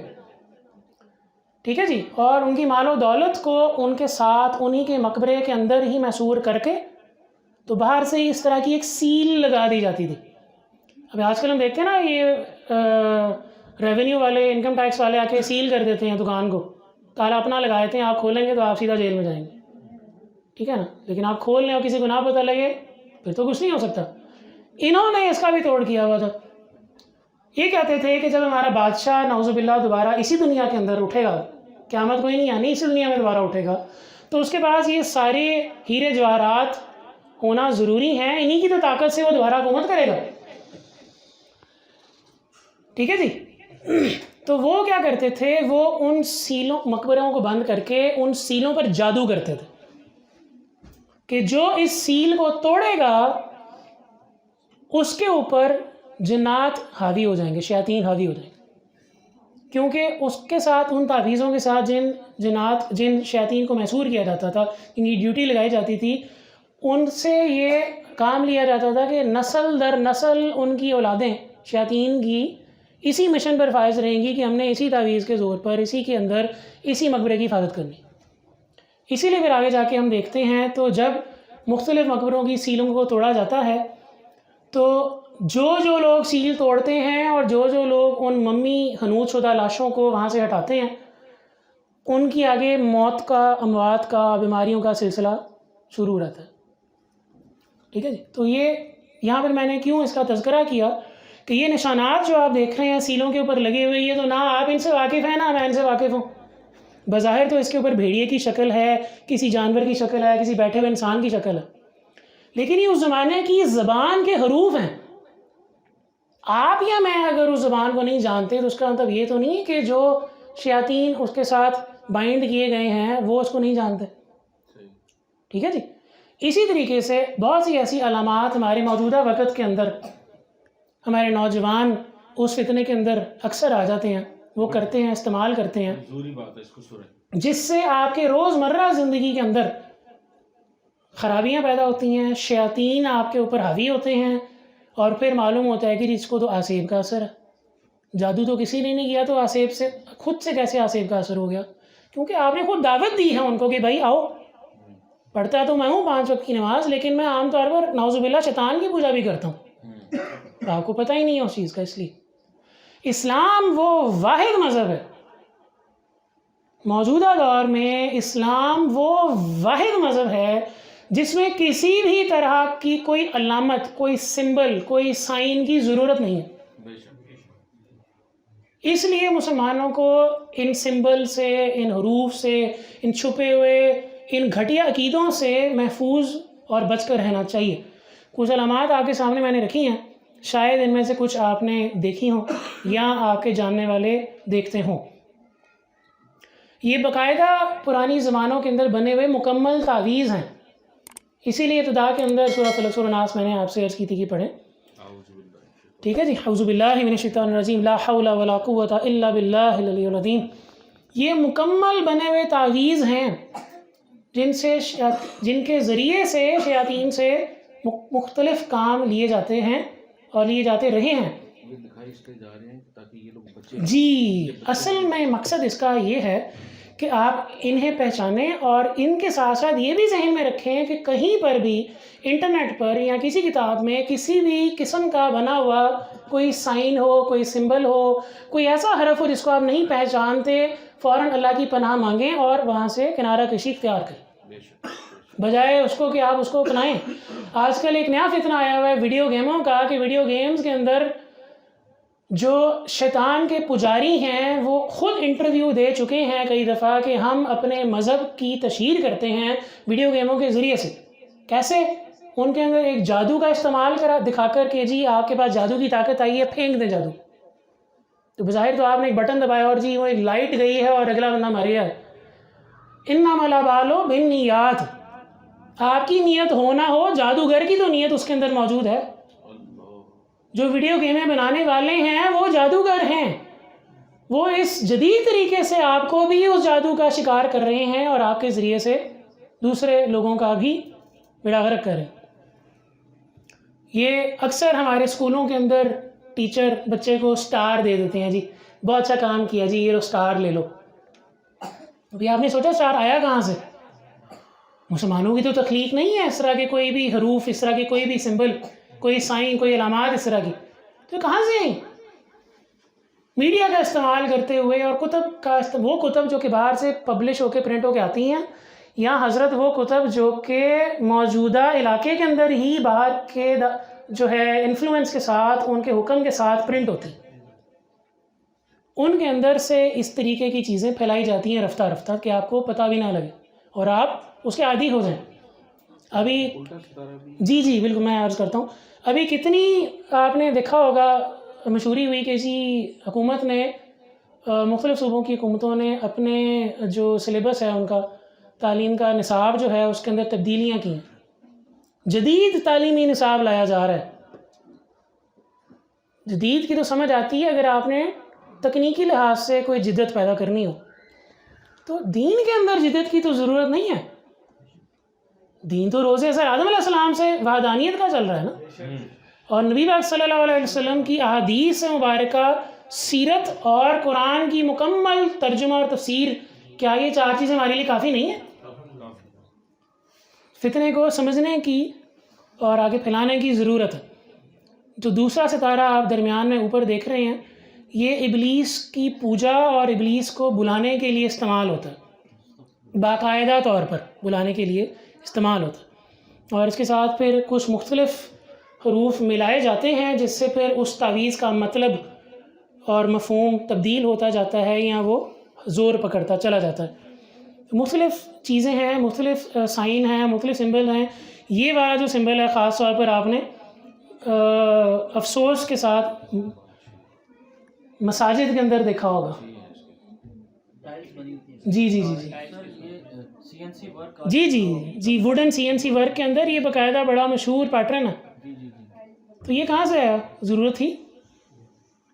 اس سے بہتر تھا آپ سیڑھی بنا دیتے بھائی، 2 کھڑی ٹانگیں اور ساتھ میں بانس کی سیڑھی بنی ہوئی. کچھ اگر ضرورت اول تو ہے نہیں. چاند ستارہ بنا دو، شمع بنا دو. نہیں، شمع بھی شیطان کی پوجا اور جادو میں استعمال ہوتی ہے، چاند بھی استعمال ہوتا ہے، ستارے بھی استعمال. یہ آپ کو مفلوج کیا گیا ذہنی طور پر کہ آپ عادی ہو جائیں چیزوں کا اور اتنی کامن یوز کریں، اتنا عام استعمال کریں ان چیزوں کا، آپ کو پتہ بھی نہیں ہوگا کہ آپ کی زندگی کے اندر خرابیاں پیدا ہوتی رہیں گی. پھر آپ آئیں گے اعلیٰ حضرت، گھر میں ناچاکی رہتی ہے، رزق میں تنگی رہتی ہے، بیٹا بات نہیں سنتا، بیٹی کہنے میں نہیں ہے، بیگم سر چڑھتی ہے، یا خاتون آئے گی کہ میرا خاوند جو ہے مجھے اس کی سمجھ نہیں آتی ہے، اسلام سے دور ہے حالانکہ وہ سربراہ ہے. یہ ساری پرابلمس کیوں ہو رہی ہیں زندگی میں؟ کیونکہ ہمارے روزمرہ معاملات کے اندر ہم نے کبھی ایسی جیکٹیں پہنی ہوتی ہیں، کبھی ہم نے ایسے رومال لیے ہوتے ہیں، کبھی ایسے قلم پکڑے ہوتے ہیں، کبھی ایسی کتابیں لی ہوتی ہیں جن کے ورک کے اوپر ایسا کچھ نہ کچھ بنا ہوتا ہے. کوئی کی رنگ ہوگا، کوئی کی چین ہوگا، چابیوں کا دستہ ہوگا، گاڑیوں پہ اسٹکر ہوگا، آپ کی ٹوپی ہوگی، آپ کے سوڈا کا کین ہوگا. حضور پاک صلی اللہ علیہ وسلم نے جائے نماز بچھایا، اس پہ نماز ادا کی، اور پھر حضرت عائشہ سے انہوں نے فرمایا کہ عائشہ یہ جائے نماز دے دو کہ اس کے اوپر بنے ہوئے نقش و نگار اور نقوش کی وجہ سے میرا دھیان بٹتا ہے. تو آج نعوذ باللہ مختلف ممالک، غیر مسلم ممالک، چائنا سے خاص طور پر جو آ رہے ہیں جائے نماز، ان کے اندر جائے نماز کے اوپر جہاں آپ سجدہ کرتے ہیں یا جہاں آپ کی نظر ہوتی ہے وہاں پر سور کی تصویر بنی ہوئی ہے، وہاں پر شیطان کی، ابلیس کی تصویر بنی ہوئی ہے، وہاں پر مختلف اسی طرح کے شیطانی تعویذات بنے ہوئے ہیں. تو کیا آپ کی اور میری نماز کے اندر خشوع اور خضوع آئے گی؟ کیا اللہ کی رحمت آئے گی؟ کیا فرشتے وہاں پہ تشریف لائیں گے؟ کیا ہماری دعاؤں کو اللہ تک لے کے جائیں گے؟ جو رائٹ سے نیچے لاسٹ ہے اسٹار آف ڈیوڈ. جی جی سوری، اسٹار آف ڈیوڈ کے، جی جی بالکل، یہ اصل میں اس طرح ہے. میں آپ کی جی اسی طرف روشنی میں ڈالنے لگا تھا. آپ نے اس کی روشنی ڈلوائی، یہ 4 گھنٹے شکریہ کریں گے. میں کوشش کرتا ہوں میں ایک جملے میں اس کا جواب دے دوں. آپ نے بہت اچھی طرف اشارہ کیا. قبالہ وہ جادو ہے، قبالہ وہ قدیم جادو ہے جو کہ شہر بابل کے اندر تخلیق کیا گیا اور پھر اس کو فروغ ملا افریقہ کے اندر اور ساتھ میں مصر کے اندر. فرق یہ ہوا کہ جو خصوصی علم جادو کا نائٹس ٹیمپلارز فری میسنز نے سیکھا تھا، جادو کی اقسام ہوتی ہیں نا، مختلف برانچیں ہوتی ہیں، تو جو جادو کی اقسام نائٹس ٹیمپلارز نے سیکھی تھی اس جادو کا نام قبالہ تھا. اور یہ وہ قبالہ جادو تھا جو کہ آگے آ کر افسوس کے ساتھ خزاریوں نے، جو کہ جھوٹے خود ساختہ اور سیاسی طور پر بنے ہوئے یہودی تھے، انہوں نے اپنے اوپر اس کو سیاسی طور پر اس کو اپنایا. تو جب انہوں نے اپنایا تو ساتھ میں آگے جا کر جب انہی میں سے نکلنے والے نائٹس ٹیمپلارز، جن کا اصل نام فری میسنز ہے، انہوں نے اس جادو کے اندر ریسرچ کی تو انہوں نے پھر قبالہ کے اندر اپنے عروج کو حاصل کیا. ٹھیک ہے جی.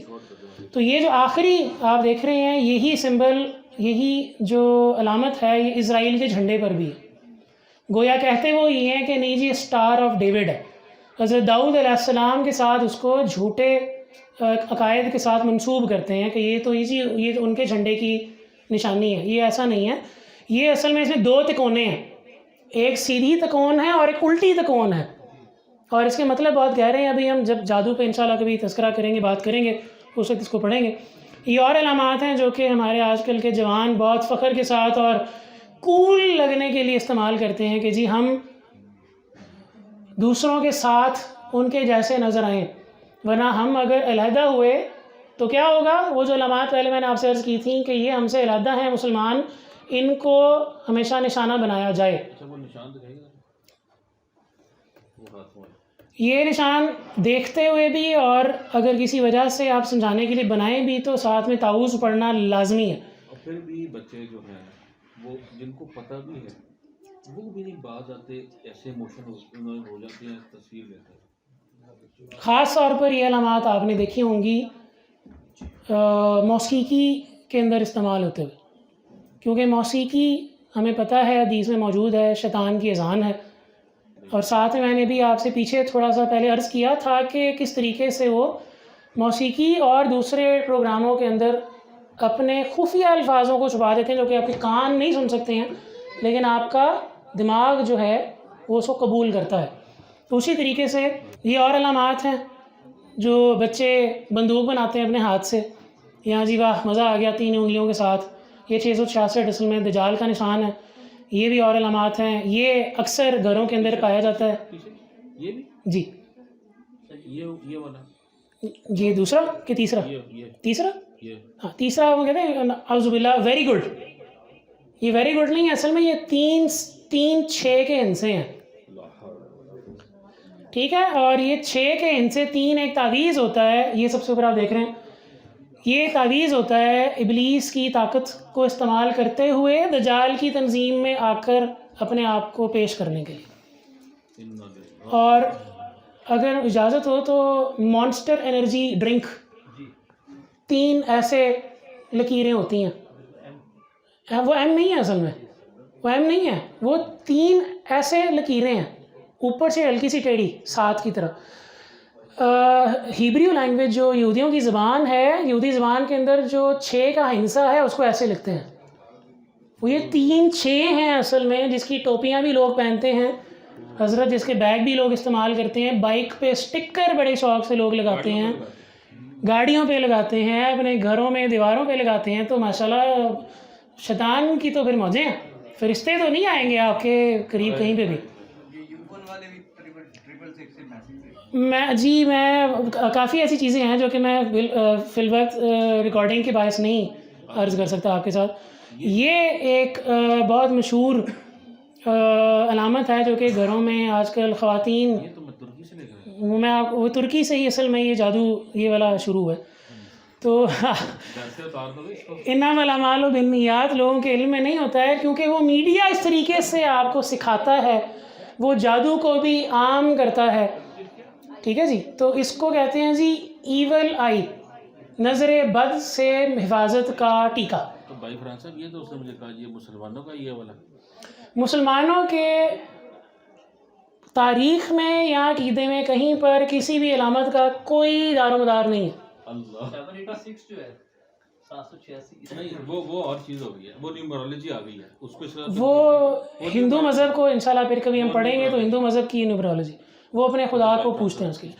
تو یہ جہاں پہ ہوگا وہاں پر بھی اس تعویذ سے منسوب جو شیاطین ہیں وہ آپ کے ساتھ ہمیشہ موجود رہیں گے. یہ ایک نیا فتنہ ہے, کانٹیکٹ لینز خواتین اکثر استعمال کرتی ہیں اپنی آنکھ کی بناوٹ کی نشو و نگار کے لیے.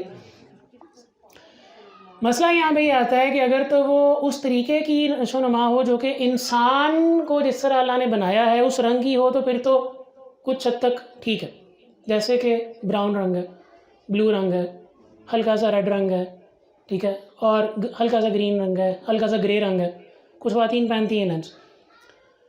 دجالی فتنہ یہ ہے اور شیطان کا فتنہ یہ ہے کہ اب ان چیزوں کو, ان لینزز کو اس طریقے سے بنایا جاتا ہے اور موویوں میں, فلموں میں, ویڈیو گیموں میں, اشتہاروں میں, کتابوں میں, بچوں کی اسکول کی کتب کے اندر اس طریقے کی آنکھیں دکھائی جاتی ہیں جس سے بچے اٹریکٹ ہوتے ہیں اور کشش حاصل کرتے ہیں اور پھر وہ لے کر ہی پہنتے ہیں.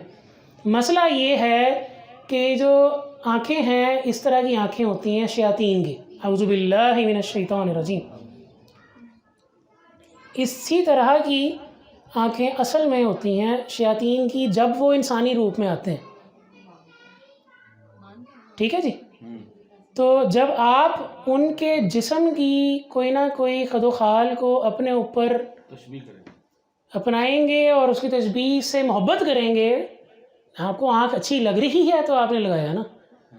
تو جب آپ دل کے اندر سے، دماغ کے اندر سے اور روحانی طور پر ان چیزوں کو کشش دیں گے تو پھر جنات کو تو اللہ تعالیٰ نے ایک حص دی ہے، وہ دوسری کہکشاں کے اندر بھی، دوسری گلیکسی کے اندر بھی بیٹھے ہوں گے، آپ ان کی پوری نیت کے ساتھ اس مخصوص جن کا نام لیں، وہ آپ کے پاس آئے گا، یا اس کو پتہ لگ جائے گا کہ آپ نے اس کو بلایا ہے۔